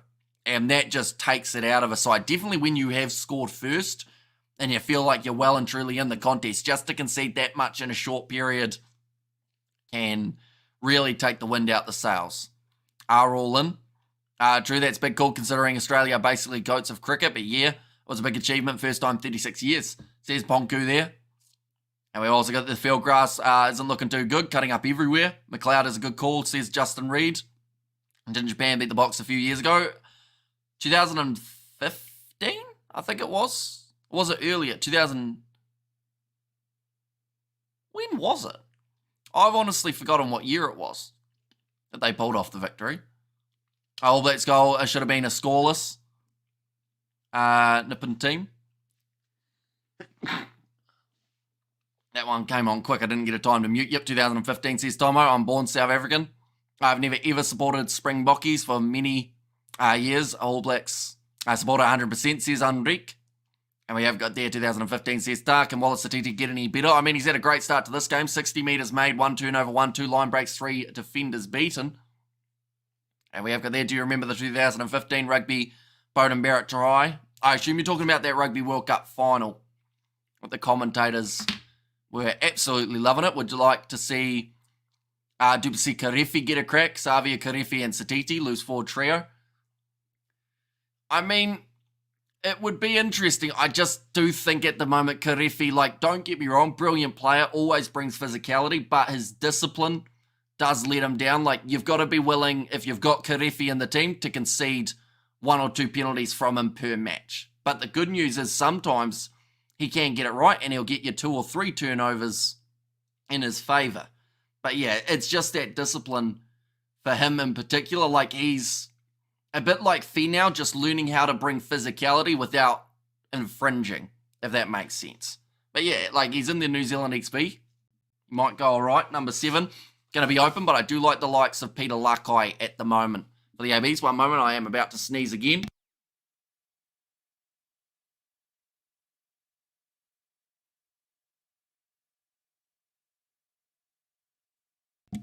There we go, we are good. And let's hope the All Blacks will be able to score in the 60th minute. Here's the Black Samoan, and we have also got a new member on the channel. Samuel, thank you very much, mate. Greatly appreciated you hitting that membership button. Who of the players that have put their hands up in terms of good play for this first half? I would say, see, that's the thing. There's been a few. Tui Pilotu, I think, has looked really strong. Why does it only show 2 try scorers for New Zealand? Says Run Forest Run. It probably didn't update, unfortunately. I did type it all out. And no, it's got all of them down the bottom. That might be a little bit behind for Run Forest Run. Is Peter Lakai likely to come in as a replacement 6 or 7? I think for a 6. Oh, sorry, I think for a 7, I should say. Hello, Levels Official. Hope you're doing well. And go the All Blacks, says Kim. And go the All Blacks, says Reed. There as well. But yeah, it will be very interesting to see what kind of mindset New Zealand come into the second half with, whether or not we see a couple early changes, or whether we are going to get to see a pretty similar lineup. Like, for me, do you? You probably don't. I was going to say, at some stage, Josh Lord will want to get out there on the field.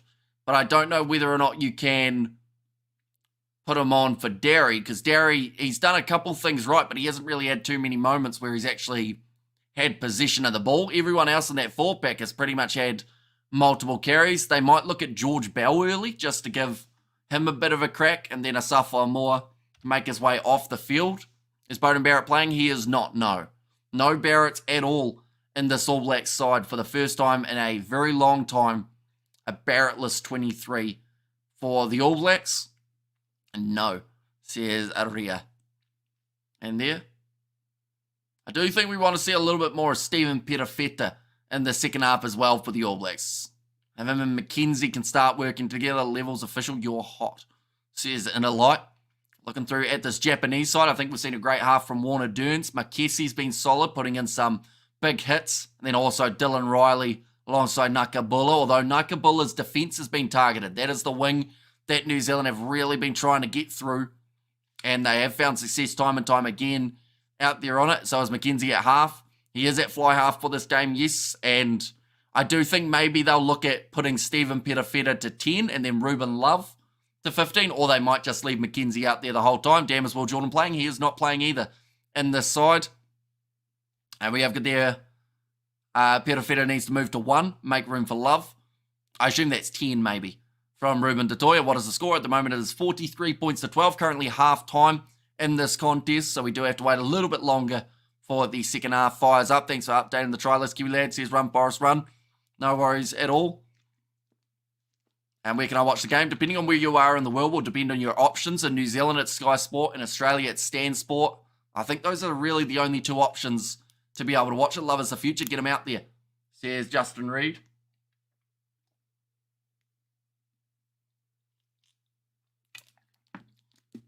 And Welly, hoorah, let's go the Lions, says Darren Link.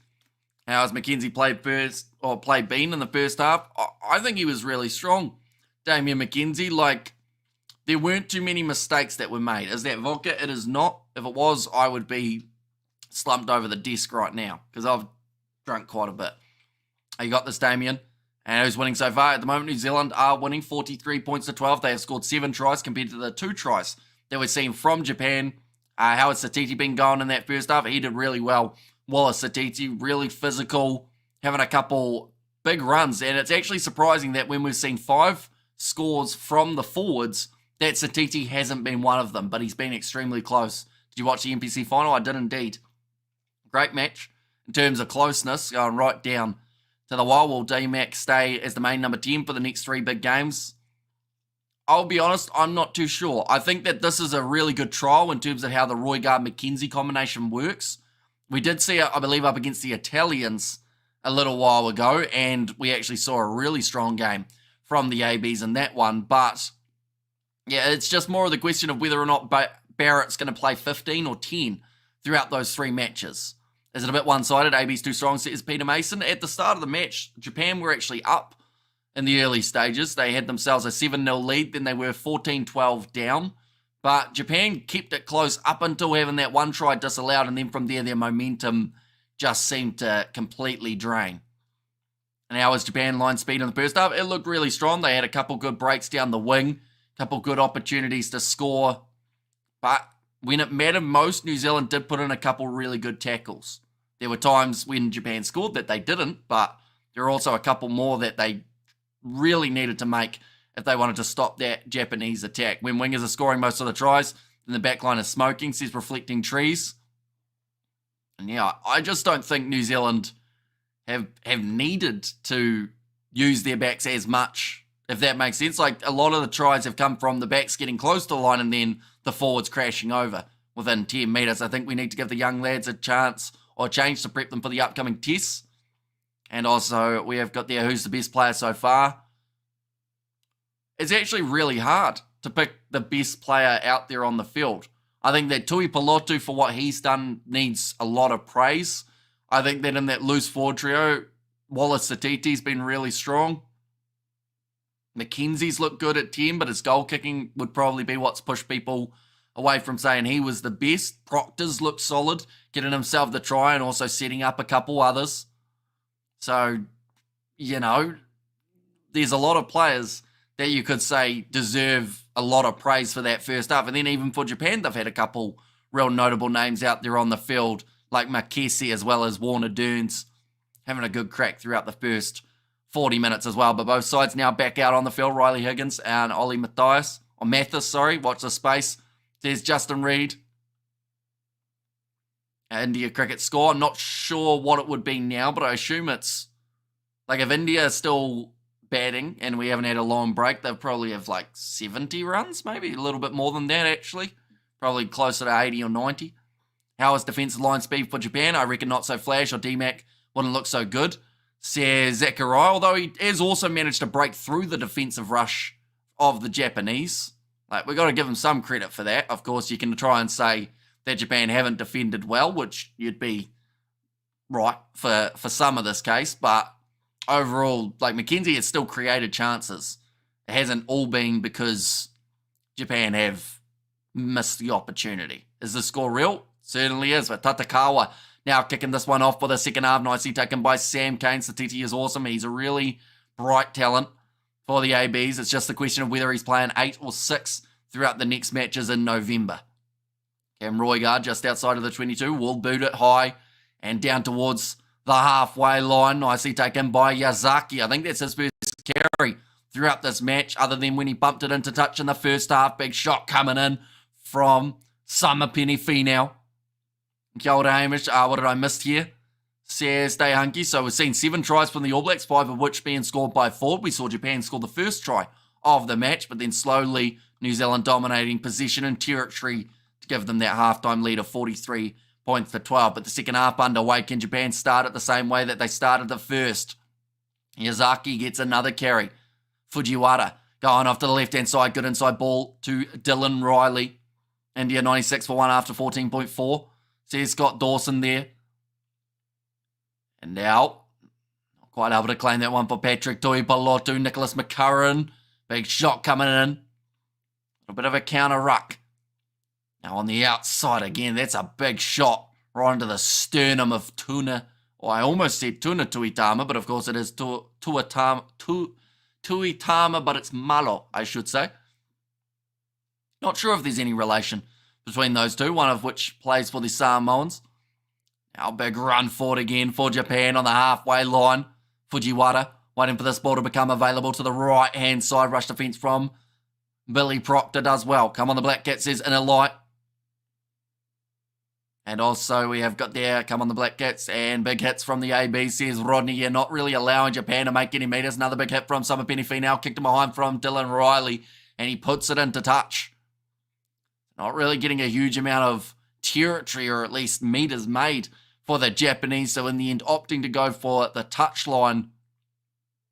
Looks like there might be a bit of an injury here for one of the Japanese players. It might be Dylan Riley. No, in fact, it's going to be Tatikawa, the experienced head of this backline. Oh, the shot in the ribs by Samapeni Finau. He's a bit of a specialist at that. The slightly late shot, but not late enough that the ref gets rid of him. Who is the ball? At the moment, no one. It's in touch. Oof, big hit, says Jad. New Zealand says in a light.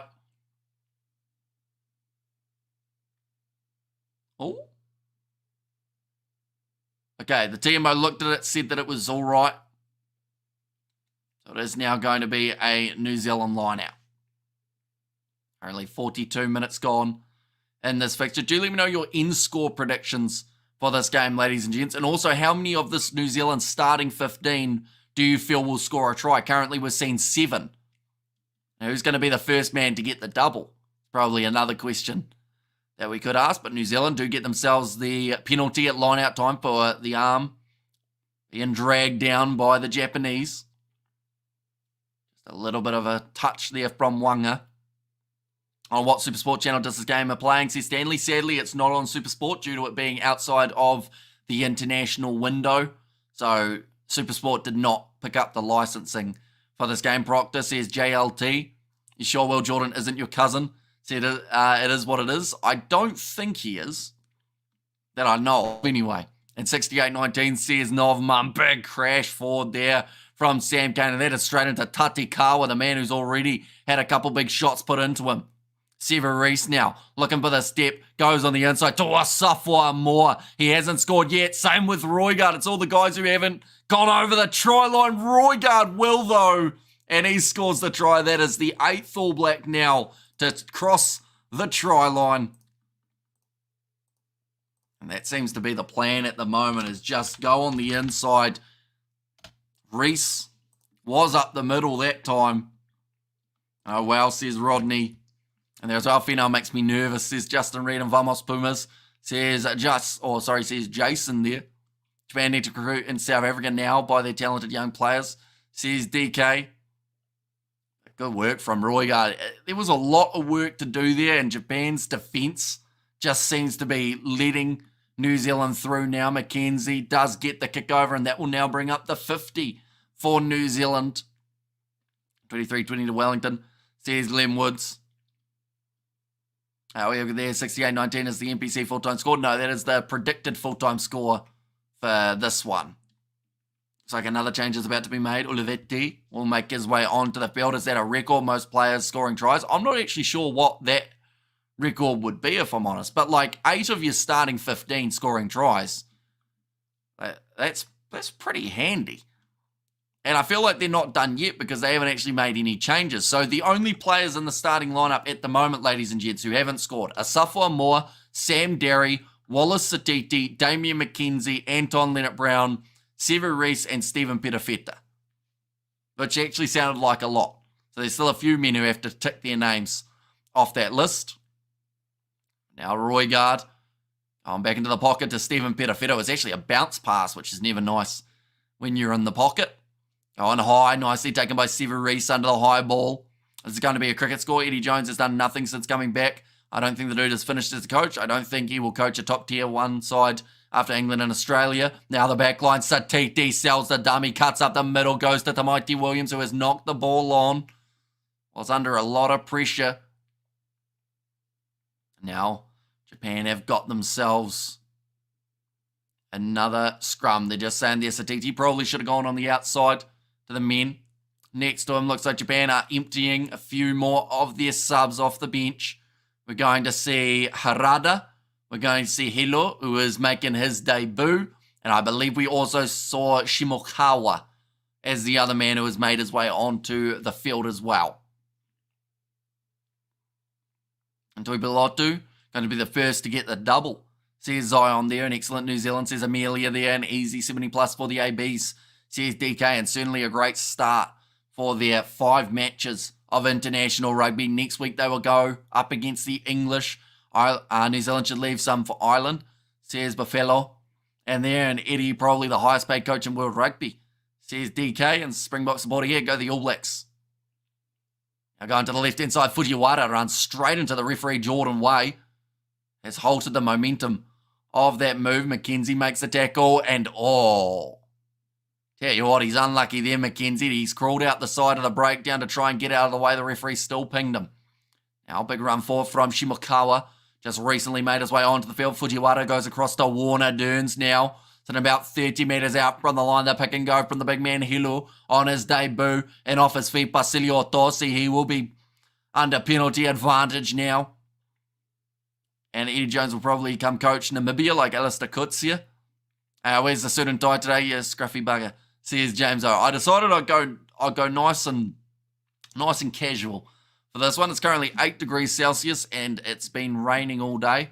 So I decided that we'd just go with the hoodie. Nice beard. I can't tell if you're joking or not. That certainly doesn't grow evenly though, sadly. 50 points to 12. And now Tatikawa will put this ball into touch. About 15 metres out from the line, 2 for 100 for India now. Also managing to get another breakthrough. Japan will have the line out throw. This will be Harada with his first throw of the day. At least in the match. I'm sure he did some in the warm-ups. Olivetti is at the front. And they do not go to him. They go to the back and they've overthrown it there. Japan managing to slap it back though with Shimokawa. Nicely picked up by Tatikawa. 10 metres from the line. Fujiwara going across to the left. Still in possession here for the Japanese. Olivetti, 2-man tackle from Basilio Tosi and Tui Pilotu. Now Fujiwara going across there to Shimokawa. At the moment, it's the 3 same players getting the ball. Olivetti getting involved once more. 5 metres from the New Zealand line. Can this be Japan's chance to score their first try since the early stages of the contest? Fujiwara again goes short. And that's going to be the knock-on from Makesi, which then brings the scrum feed for New Zealand. I feel Georgia's the new Japan of 2015. I can't find records on most players scoring a single game. There have been 44 players scoring more than 5 tries in a single game. Says Peter Wild. And NZR will be rolling in Japanese yen post-match. Early business relationship. Says DK. And Big Hit Finale says Rodney. And if Mark Ellis hadn't scored 6 tries in 1995, ABs might have had more blokes with tries. AB's 147 points with 20 conversions. Says Zachariah, you're watching the URC later. We are certainly watching it, and we are also commentating the 3 matches back-to-back on the channel. First one, Stormers versus Glasgow Warriors. Second one is going to be between the Sharks and Munster. And then third is Leinster versus Lions. Is Reese Boy still on the field? I believe so. Oh, this looks like Peter Lakai's not too far from making his way on, though, for the ABs. A massive debut opportunity. I really hope he plays well because I've picked him in my All Black squad every single time that they've had the opportunity to announce one. Doesn't look like he's made his way on just yet. Only a couple minutes off. Your French is getting better, says T. Henry. I was about to say gracias, but that's Spanish. So what is French? What's French for thank you? Do French people say thank you? I've never heard someone from France say thank you, I don't think. I can't think of the word. What is the French word for thank you? Do let me know. Merci. Ah, I see. There you go. I don't think they do, says Jad. Everyone seems to know it. There's like 10 people who have said mercy. And mercy, you tit. Not necessary, Dave. No. Currently inside of the 22. Roygaard goes across to Sam Derry, one of the players who have not managed to score themselves the try. Mercy bucket, says Todd. And where is the link to the game? There is no link because it's on Sky Sport or Stan Sport, depending on where you are in the world. Stephen Perafetti going off to the left-hand side. Finds Mark Talia now inside ball. Goes to Billy Proctor. They say merci. Says Mr. Kiwi for life. I don't think they have a word for it, says the kerfuffin. And no, it's bonjour. I think bonjour is hello, isn't it? Now Tuitama running, but there's obstruction in the run. Now Roygaard taking the quick tap, goes across to Mark Talia. Wallace Satiti puts the ball on the outside. Fee now goes to Reese. He hasn't scored as of yet. Satiti gets the inside ball, goes to Sam Kane. Back to Fee now. They're up to 10 metres out from the line. We also have thank you in my country, but many people don't say it. Says Willie Mann there. Now Leonard Brown offloads it to a Safwa Moore. Thought about going on the outside. The All Blacks are playing with a lot of confidence in terms of their ball handling. They don't want to pass it too often, it would seem. Some of the big forwards that'll kick him behind from Damien McKenzie, and that ball's just going to be put dead. Satiti is on fire, live in France, and it is merci, says Mr. Kiwi for life. And doesn't seem to be on Supersport. Yeah, unfortunately, they don't seem to have it on Supersport. TAB should sponsor Razor to Breakdance after every AB's match, says DK. And thank you in France. It's called Bombaclats. I don't think it is, from memory. Right, 4 changes have been made. Peter Lakai making his All Blacks debut. Josh Lord onto the field for Sam Derry. Ofa Tuangafasi onto the park. That is going to be for Tamaiti Williams, and DJ Piranara is onto the field for Cam Roygaard. Your French is atrocious. It's probably because I'm not French. And also, don't have any aspirations of speaking French. I just let your face get a little bit greasier, and we can watch the game live. I mean, that's a new one. I haven't heard anyone say that before. It's normally put some sunglasses on. But I guess that would be, if YouTube then copyright struck me, if I had like oil on my face, then I'd have to be like, well, that seems like it's, they're just being mean to me. And McKenzie holding up, Satiti doing good. A very strong change time. George Bell gets his first touch. Here's Peter Lakai, offloads back to Damien McKenzie, who goes through a gap. Tui Pelotu knocks the ball on. It was a harsh pass from McKenzie. And the ball's dropped again by Japan, but they're inside of their 22 and having a chance to attack now. Good game so far. Naikabula was taken out late by Mark Talia there. And that's going to be the penalty. And good game so far, says Sara. Talia coming through. In fact, Proctor also got a little bit. Chat Hamish is on a date with a French lady. Don't mind him asking French words. When is the wedding, Hamish? Says stay hunky. Where'd that come from? Hamish, I think you need to wear some reflective sunglasses so you can watch the game live, says Tomo. They open for 5 from 5 from the Northern Tour. I think if New Zealand go 5 from 5, they've done extremely well because they're up against some really tough opposition. Next week, up against the English, we saw how close it was up against England throughout the July internationals. We saw Ireland really push New Zealand the last time that the two sides played. They will be going head-to-head the week after, and then New Zealand beat them by France in their last meeting. They are facing the week after that. Did you watch the NPC rugby final? I did indeed. Close game between the sides. Nicely taken by Warner Dearns. Japan now attacking from their 22, or in fact from the All Blacks 22. Good tackle made by Peter Lakai. Making his first tackle of his international career. Now going to the right-hand side. Zuki Himino, chopped down. Oh, okay. They've just said there that Lakai made his first tackle as an All Black, but he made one like 2 tackles ago. Now, ball's available. New Zealand counter-rucking and going straight over the top of the Japanese ruck. Billy Proctor will kick this one from inside of his 22. Looks for the touchline and does get it out. Safety of the touchline there. What's your rating of 5 from 5 for this year, Hamish? Think Tony and Mark B, or think Tony and Mark said B? What's your rating of 5 from 5 for this year? I think that would be easier to give at the end of the year, depending on how convincingly they win those games, because I feel like that could adjust it a little bit. Razor should open a breakdancing academy, got real potential, good business too. I see. Harada now ready to throw this one in. Currently 53 minutes through. New Zealand, I don't think they'll be too far away from making a few extra subs. Now, good shot coming in. Sever Reese offloading it back. Now Patrick Tuipulotu. And McKenzie, he has banged it out on the full. Look at there, do you think New Zealand still have the aura?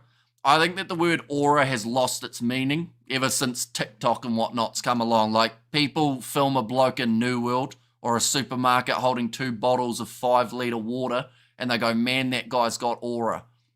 So, like, I think that it's completely lost the meaning of what it used to have. So, like, I would say yes to a certain extent, because nowadays it means something completely different.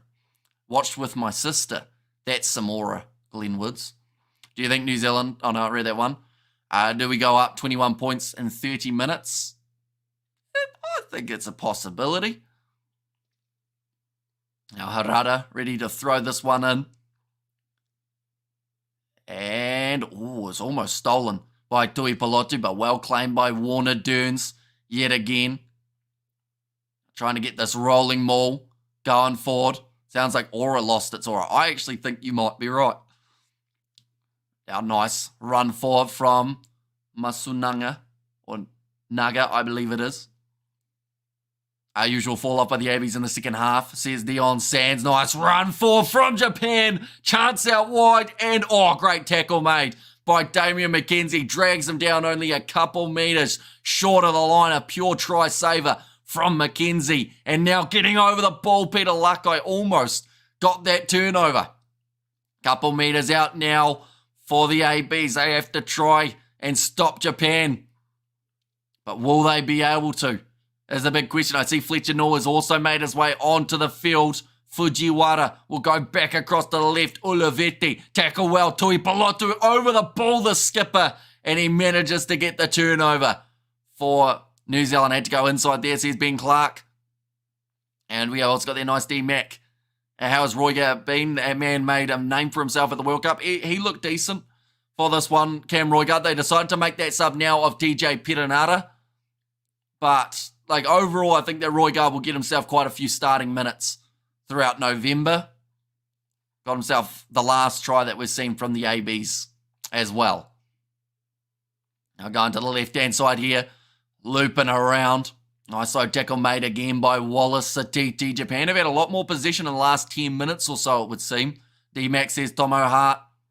Hamish, get back with your R pronounce. We will be doing it later for the URC. But we got 3 games coming up later on for that competition. And now, over the ball, Josh Lord looking for the turnover. Can't get it again. Looks like Severis is almost out on his feet, out on the wing. If I was Japan, I would go straight on to that side. Dern stand out. He's been impressive throughout this game. Another big run forth from Hilu. Going off to the left-hand side. It's a loopy over the top pass. Manages to find the hands of Nicholas McCurran. Missed tackle from Tui Pilotu. Josh Lord manages to stop him. Roy Garden Cortez Ratama. AB's future. Good tackle made from TJ Piranara. Now across to the right again. Two-man tackle. Derns goes through. He wanted the offload, but he couldn't get it away. 5 metres out from the line. Fujiwara. The ball's gone backwards. He's kicked it forward. Talia picks it up. And now offloads to McKenzie. He's dropped the ball. It's gone through him. Picked up by Nakabula. This game is broken down now. Both sides just trying to find that next try. It's leading to a lot of mistakes. How is playing TJ helping Cortez to give him a little bit less workload, seeing as he's more than likely going to be starting or coming off the bench in each game up against England and France, I would say. So they've done what they've done with the other players, such as Bowden Barrett, such as Artie Savia. They're just making workload of Ratama that little bit lighter. And France is actually also a big game for the All Blacks. France are unpredictable, but their side is looking very strong, so I think it could go either way. Plus, they beat them the last time that they faced the All Blacks. This is like a Super Rugby game now, says Sakabula. And ball, says Ben. But yeah, both sides, hands on hips. They want a breather. That is exactly what they will get now, 58 minutes in. The All Blacks have only scored themselves one try in the second half so far. Japan not able to score a single try since about 20 minutes in. The boys are sucking the back. Sucking the back. That's a saying I've never heard, but I assume it's not the saying you meant. A couple more changes being made. I was about to say Cam Royer, but Ruben Love makes his way onto the field for his debut. That is going to be, by the looks of it, for Severis. And David Havili now onto the field. I would assume that will be for Anton Leonard-Brown. Them back, says Jad, and trying his hard. Ain't it like he does that every win? Buddy lol, says Ponku. Ruben Love possibly got a little bit delayed in terms of his All Blacks debut due to those injuries that he sustained throughout Super Rugby as well as in the NPC. Are we hitting the final 20 minutes? No score again, says Rodney. It'll be interesting to see whether or not they can get through. And I'm also curious to know what they're going to do with this backline now that Ruben Love's going on as a winger. Oh, I didn't think Cam too. A very good player for Super, says Derek. Looks like Josh Law got a little bit of an injury here. 7 test caps. They are just showing Peter Lakai alongside Wallace Atiti and Ruben Love. 3 players that could get possibly a lot of caps down the line. Havili is out of prime and is only in the team because of Razor's clear loyalty to him. So here's what happened. What is Love's normal position? He normally plays fullback, but he can play a little bit of 10 as well. So I'm not sure what they're going to do now that theoretically, they've got 4 15s on the field. But luckily, they're not all playing 15 because, of course, McKenzie can play 15, Havili can play 15, Love can play 15, Perafeta can play 15, and that's about it. So it'll be interesting to see who's actually playing 15. I would assume Perafeta, but they may have done a bit of a reshuffle. Now, Japan, chance here to go for a nice loop and play around their back line. Now, Fujiwara looking to the left-hand side, still 20 minutes remaining. Ruben leads to go to fullback, and Perafeta should be at 10. Why the AB so complacent in the second half of games, says Hassan, and Josh Lord is mid, says Ben. And 4 15s and all our forwards playing on the wing, says Derek. Yeah, it's going to make it very difficult, I would think, to defend, just because you won't quite know where everyone is supposed to be. But I'm sure they've thought about that and worked out what works best. Now going to the left-hand side here, Fujiwara goes to Ulivetti. All Blacks concentrate on their defence now. See, here's Derek. Warner Derns runs straight at Tui Pilotu. tried to get over the ball, but they will go back for the original penalty. Who was man of the match? I really hope someone who has already had a good game steps up even more in the last 20 minutes, because at the moment, man of the match is honestly between about 7 people. Has Peter Lakai come on yet? He has. He's made a couple tackles. He's had one carry, but that carry led to him just passing straight to McKenzie. So we haven't quite seen much of Peter Lakai as of yet. No yellow or reds in sight is a good thing. It's very true. Looks like Warner Dearns took a bit of a knock there. He's managed to get back up to his feet though. We'll be ready to continue in this match. They are just showing the schedule, what is coming up for the New Zealanders. They have got England next week. Also, the All Blacks XV will be in action. They will be going head-to-head up against Munster. Eddie for man of the match. And should it be anywhere to kick the ball with 4 fullbacks, says Zachariah. Looks like the All Blacks are back to playing rugby only for 60 minutes. Says Lexarmon, although to be fair, they have only played 60 minutes, so until we see the last 20, we can't really comment on how they go. Show us the game, says Kylie. Sadly, that is illegal. I don't like breaking the law if I can avoid it. Now sitting 40 metres out from the line, Kazuki Himeno thought about the offload, goes through the legs of Jordan Way and picked up by Josh Lord. Ball back in the hands of New Zealand. Mark Dallaire, George Bell has gone with a pass. David Harvilli has dropped the ball and now runs it straight. Still 40 out though from their own line. Wonder why we never had a Boxer New Zealand team that would tour the world like the Lions. Would be a spectacle, or what a spectacle that would be. Says Jacques. Hamish, is it true that Kiwis have urinal troughs in their homes instead of toilets? Not that I know of. Like, I'm not sure where you heard that. We have a lot of sheep. Like, they have troughs in the paddock, but they don't piss in them. They drink out of them.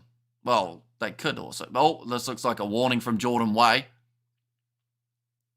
And up the AB, says Kylie, and stats for Satiti, says KW. At halftime, he had 60 metres made, 2 clean breaks, 3 defenders beaten, and 1 try assist, I think it was. I can confirm they do, says Chad. I left school in the late 80s, and there's this guy from school who still to this day accuses me of things. Right. OHL says a long drop. And discipline is poor, lots of penalties this half. A box and AB's combined XV would be the best team of all time. Nicely thrown in though. New Zealand have managed to get themselves another steal. DJ Perenata goes across to McKenzie, 22 metres out from their line. Here's Peter Lakai. Decides to have his first carry in an international jersey, making a couple metres in the process. George Bell goes back to McKenzie, across to Stephen Petafeta, ball on the outside to Sama Penny now. Cuts back inwards, doesn't give the ball to Love. Perenata going back across to the left-hand side. McKenzie finds Tui Pelotu. Mate, I really love that international rugby overlaps with club rugby, says Katzenell. Although it doesn't really. Like, it's only one game that does overlap. So in a way, it's not that different from when we saw, like, the July internationals. We saw a warm-up game for Springboks versus Wales. That happened during the international, or outside of the international window, in the franchise rugby stage as well. Boys need to slow down. Says Ben Clark getting scrappy. Says Sanjeeva there. Currently 17 minutes left and another scrum. This time it will be Japan's scrum feed. They've done very well to stop New Zealand from scoring. Throughout the second half, does AJ Lambs play? He'll be playing for the New Zealand XV more than likely next weekend up against Munster. Possibly in that outside centre role, maybe. If he's lucky, so Kiwis have normal toilets like everyone else. Just want to confirm. They do, but the toilet water goes the other way, down under. For us here in New Zealand and Australia. I think that's actually a thing, isn't it? That's a knock-on from Fujiwara. Just going for the little grubber there. Doesn't quite work out for Japan. Cut the forwards. Or can the forwards pick and go? Please, up the guts. And we have also got there, thanks for the commentary, mate. New Zealand all the way, says chat. So thank you very much. And of course, we are going to be back next week for New Zealand versus England. Going to be a massive game. The start of November, we've seen 19 handling errors combined between these two sides. 10 from Japan, 9 from New Zealand. So with numbers like that, you can understand why there have been quite a few stoppages just in the second half. AJ Lamb better than Rico. And I think we still need Richie Moonga. Oh, why shouldn't it be like soccer having an international break, says Cats and Out? It kind of is. There's just normally one game that does take place outside of the window. So, like, with the exception of this game, no other game has taken place outside of the international window. Like I said, same as what we saw for when it was the Springboks versus Wales, when they played in June rather than July. But, like, it's just one game. The rest are happening in the window. Are you covering the box games? We certainly are. They've got 3 matches up against Scotland, England, as well as Wales. And we'll be doing them all on the channel, as well as the URC later on tonight on the channel as well. Now, the All Blacks will have themselves a line out here. I wouldn't mind scoring another try because that last 20 minutes has been a real talking point for the ABs. A lack of points that have been scored. The bench not really having an impact throughout the Rugby Championship. Now going off to the left-hand side, McKenzie across to the hands of Stephen Petafetta, gets the offload to Ruben Love, goes for the little grubber in behind Mark DeLeo, wasn't on the same page, and he's given up position, and that's a high tackle against Love there. In fact, he's got lucky. Referee let him away with it because it's his first tackle in international rugby. 42 metres out from the line, going off to the left, Fujiwara finding Harada. Now again, shifting this ball quickly for Japan. He's been crunched there by Tui Piloto and Tunga Fasi, the 2 big Blues forwards. Terrible muddled AB's play, says Dion Sands. Yeah, it has got scrappy for both of these sides. And even Japan, to a certain extent, they just haven't been able to piece it together like they were earlier on in the contest. How has Clark's performance been so far? He's done very well, you know. He sat on the sidelines, or he sat in England watching this game. But he has not made it to the field as he wasn't selected. That's going to be the penalty going the way of the All Blacks there. Patrick Tuipulotu, I think he's probably close to man of the match, to be honest, from what we've seen of Tuipulotu throughout this game. We have got their wrong stream whinges on channel, says Peter Wild. And we have there, great to pick up on this commentary. Is the score 50 points to 12? Japan, is that correct? It certainly is. Currently 50-12. At halftime, it was 43-12, so not a huge difference from there. Feels like the run meters in this game will be way above average, says Chad. Thrown in by George Bell. Overthrown, though, and Japan managing to get the turnover at line-out time. Now back to the right-hand side here.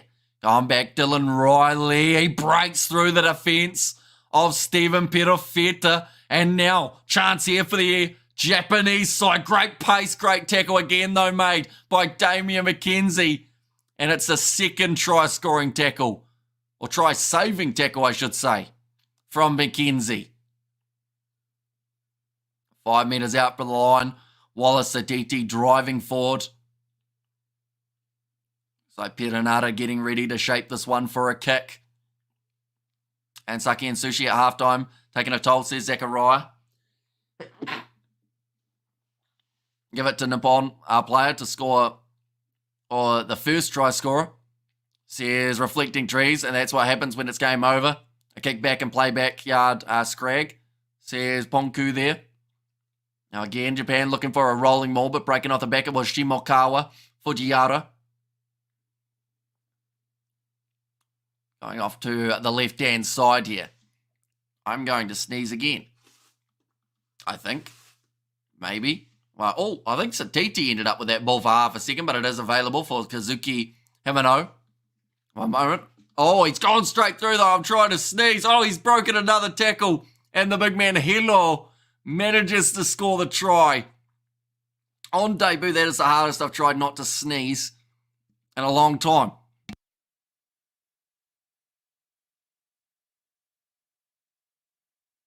And then I did sneeze silently. But, try nicely from Hilo there. Meters gained so far, 483 for New Zealand, 275 for Japan, says Theodore. And bless you, says Jad. ABs have struggled to score points final quarter every test this year. As there are only 12 ABs on the field now, says Louis. Or Louis? Louis? It might be Louis or it might be Lewis. One of the two. Now lining up the escape for Japan, but they have been able to strike there with the big man Hilo. It's been checked, and it is fine. There we go. Nicely done by Japan. I hear looking at running water stops you from sneezing. Probably makes you need to go to the toilet though, wouldn't it? And All Black second half performance has been terrible. Why are they always doing this? Says Sophia. It's a good question because the trend just has continued all throughout the year. They're in that situation now. They start so well. Well, in this game they didn't start well, but they came back into the game. And then you're just in that situation of hoping you've got enough points so that the opposition don't catch them. The moment the tie or the score between these two sides in the second half is 7-7. Thought the ABs would go 70 plus. At the moment, my prediction of 45-15 is not looking terrible. I thought that I was going to be a mile off though at halftime. So one more sub is about to be made. Koyama about to make his way onto the field for Japan. We have got their Moonga is the best fly half, or is a better fly half than Mackenzie, says Fernando. I mean, they only have one of the two as an option though. But it just depends on what type of play. Because, like, I know that there was that comparison for so long between Moonga and Barrett. And now it's become the comparison between Moonga and Mackenzie, even though Moonga's not even available to play for them. That's another knock on there. Samba Penny now this time. Player has dropped it. The ABs won't want the second half trend to continue in the UK. We don't support the same team, but I enjoy your broadcast. Thanks, bro. Says Chris Smith. Yeah, 3 games of the URC coming up later on today. So be sure, keep an eye out for those. My score was 59-19 for the All Blacks, says Derek. And handling errors. Yeah, there's been a lot of them, over 20 combined for these two sides. Not scoring against Japan in the second half is a real concern. Come on, the AB, says Jacques. Start well and keep the defence strong once you've gotten a strong lead, says GZ.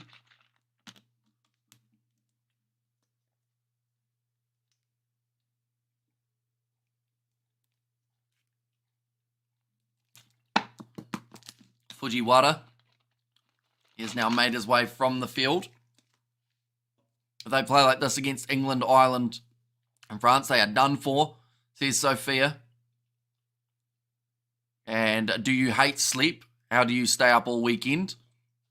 And it's a good question. I think I've just got used to it, to be honest. I think that disappeared. Disgraceful, says Dion Sands. But yeah, we're going to be doing an all-nighter, and then I might get a couple hours sleep, and then I think we're doing stuff all throughout tomorrow with the other Kiwi lads. The All Blacks are back to playing 60-minute rugby, and I called it, says the Black Samoan. Experimental second half, says Bruce. Yet a little bit, like they made the subs a lot earlier than we would normally see for New Zealand, wanting to give these young guys a bit of a chance when it's Love, Lakai, and Lord. They all start with L. I didn't mean to do that. How is everything going? Second half hasn't looked as strong, I will say, for either of these sides, really. And says it's a concern, meanwhile Japan has conquered South Africa and make them cry, says Bonku. And, well, sounds like the ABs are in for the win. Oh, good run up the middle there from the Japanese 23. Now Koyama going off to the left-hand side. Osada runs out of space. Ruben Love trying to get it over the ball and win the turnover. My score was All Blacks 60, Japan 19. Says Neven there. And game a bit of a circus, enjoying the commentary, says Ta. Now back to the left-hand side. Oh, big shot coming in. That's going to be a knock-on from New Zealand. And it's another scrum. Lost Boomers could beat France and Ireland.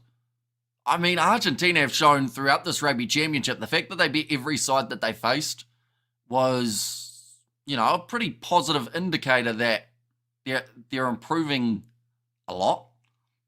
It's going to be tricky. Those are 2 big games. Hamish, what happens when you get a girlfriend? She's not going to put up with you doing the show the whole weekend, says Sakabula. Yeah, I'll probably get in trouble, unfortunately. But it's too much rugby on, isn't there? Over the weekends, 6 or 7 games, I think, is what we're going to be doing throughout the November internationals. What do you think the end score will be? Or what will the end score be? I honestly don't think we'll be a mile off this. I think maybe we're going to see one more try. Oh, that's a good run from Dylan Riley, just losing his footing in the process. Will the AB score after 60 minutes, 6 to go, says Gavin? I do think so. So I'll go 1957 as the end score in this one. A tackle made by Havili on Kazuki Himeno. Koyama. Doesn't look like Japan made too many meters in these last couple phases, but as soon as they start using their backline, that is when it's dangerous, and we're going to see it once again. Ball on the outside, Harada. Kenzie having to make another tackle, enjoying the commentary for the first time. Thanks, says Terry. Thank you very much for being here. Anyone who is new, of course, be sure to leave a like and subscribe. We've got plenty more rugby coming throughout November. Also later on today, 3 games of the URC back to back to back. Oh, big shot in the breakdown coming from Billy Proctor, and another knock on coming from the Japanese McKenzie now. Wide cutout pass goes to Peter Lakai, gives it off to Havili, who will boot it downfield. That's an awful kick. Straight down the middle into the hands of Japan, who now go for the kick of their own. There is space in behind. Nicely done by Ruben Love, although the mistake is made. And Love has to clean it up and get it downfield. It's turned out to be not a bad kick either. India 129 for 4, says Glenn. Oh, that one's going to be a close one by the sounds of it, because they've still got a couple more hours, don't they? In fact, maybe about 4 hours left of the day. That's going to be kicked in behind. Maybe not quite 4 hours, only a couple. In fact, Billy Proctor in possession, breaks through one, gets through another. He's been foot tripped, I think, by Mark Talia in the end. Talia went, you're not going to be the first one to score 2 tries. I am.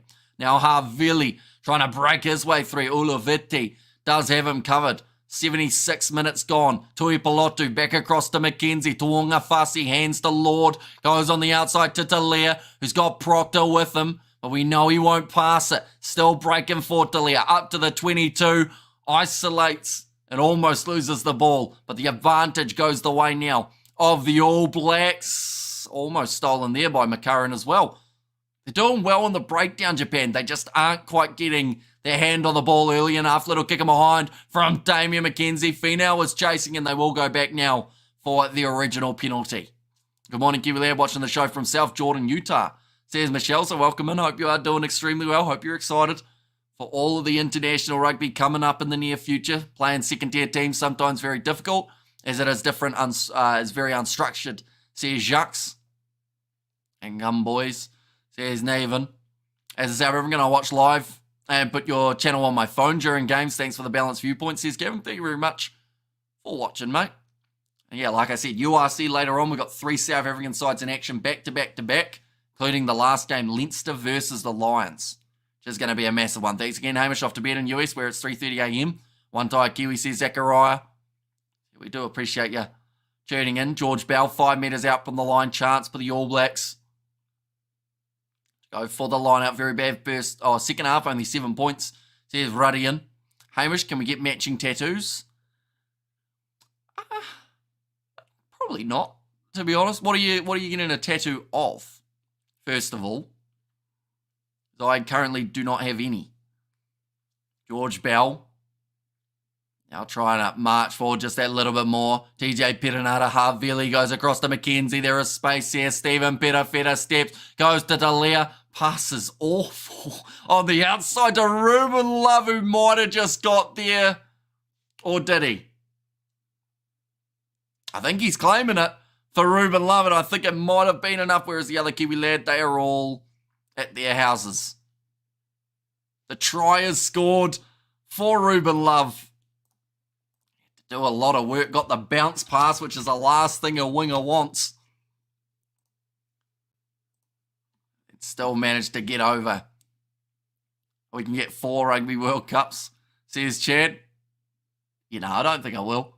I had 5 ads during this game, freaking YouTube. Says Suckabulla, and 1 more lads come on the All Blacks. And yes, boys, says Naven, I reckon you're the main man, Hamish. That's probably fair enough, seeing as I'm here every weekend. But we'll try and get the other lads on for something, I'd say. D-Mac Glazers disgust me considering how bad he is at international level. Says what happened. Now, lining up this kick, McKenzie from the touchline. Oh, and he's got it over. That was sensational from him, what happened. Did you see that kick from McKenzie? He's the best player to ever play. How long to go? Says Ria. About 2 minutes is remaining. And Sakabula get premium. I can't stand ads, says Justin Reed. 57-19 at the moment is the score. Like they're saying, the crowd have got their money's worth in terms of the points that we have seen scored between these two sides.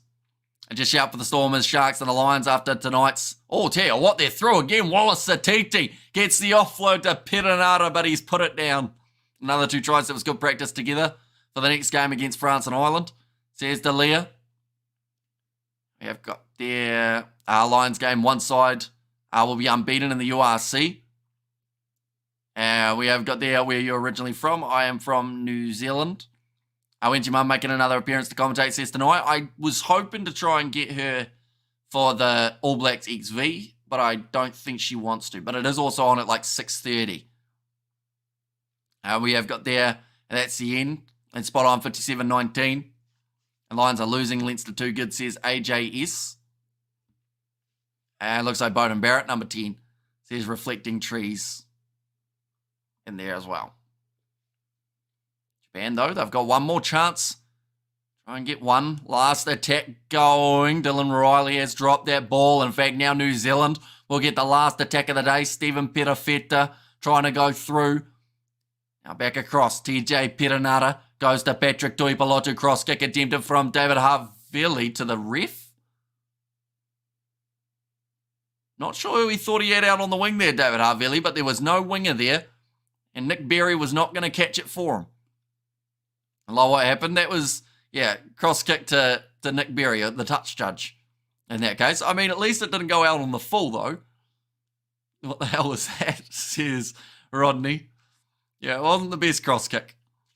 Oh, it was dropped by Japan. I think, Ruben Lovett's bounced up for him. He's going to get a second try in an All Blacks kit. I think they will check this, though. No, in fact, it's going to be just given. So Ruben Love is the answer to the question of who will be the first man to get 2 tries for New Zealand in this contest. It's a big one for him. I suppose you know Wellington won the NPC. Thank you anyway. Yep. And what is the next game you'll be commentating? It will be at 12:30 a.m. New Zealand time, and that is going to be the match between the Stormers and the Glasgow Warriors. After that, I am going to be doing the Sharks versus Munster, and then after that, we are doing Leinster versus Lions. So 3 games in a row. Hello, Tribal Chief. Hope you're well. I hope you're well. Speak later tonight, Stormers game, says Blues Nate. Look forward to it, mate. It is good to see you once again. You'll be stoked with that. And man of the match, Big Patrick Tuipulotu. Yeah, I'd give it to Tuipulotu for what he's done throughout the game. I told you ABs will put on a massive score, says Nathan Davids. And oops, 62-19, and not the best game, but well done, New Zealand. Says Sakabula there, and thanks, mate, much enjoyed, says Ta there as well. Now that one has gone over, so the end score 64-19 in favour of Japan. How do you manage to keep this energy after recording for that long, says Chapster? Honestly, I don't really know. It just seems to work. Like, if you see us after Leinster Lions, I might look a little bit more tired because I'll probably have bloodshot eyes and all sorts, but we stay awake for a while. I feel like that helps. D-Mac didn't impress. Bowden Barrett to play 10 in the Northern Hemisphere, says DK. And Havili man of the match, says Rodney. And drop him, says Soa Jr. And thanks for your commentary. So refreshing after Sky commentary, says Tony Gray. Just passionate about code, aren't you, Hamish? Says Ben. Certainly are. 3 more games later on tonight, ladies and gentlemen. About 6.5 hours more of commentary. The next one starting in around just under 4 hours' time, so be sure. Keep an eye out for that. But nonetheless, I do thank you all very much for tuning in. New Zealand getting themselves a big win here. But could it have been better? Could they have made some changes? Somehow they got out of that second half with 21 points. Do you have a day job also? I certainly do, yes. So that'll be a fun Monday morning. For myself, love the commentary. Hopefully going to tune in for the game later, says Chapster. So yeah, for anyone wondering when that one starts, it is in 3 hours, 45 minutes. Depending on where you are in the world, that will depend on what time that is. But yeah, 3 hours, 45, when that next one will be starting up. But thank you all very much for tuning in. If you did enjoy, be sure to leave a like and of course subscribe to the channel. Next week we have got plenty more games that we are going to be covering on the channel as well. We'll go like this. There we go. Those are the games that are happening next week. New Zealand taking on England. That is at 4:10 a.m. New Zealand time. Munster taking on the New Zealand XV. That one does overlap with Scotland versus Fiji. So hopefully we'll be able to find some way of doing both of those games, having a fill-in for one of those matches. But yeah, overall, an exciting weekend of rugby next week. And then the weekend after that, it is extremely hectic with a whole heap of games all taking place. But nonetheless, I do thank you all very much for tuning in. If you did enjoy, of course, be sure to leave a like and subscribe. End score on this one, 19 points to 64. But I will see you all for the next one.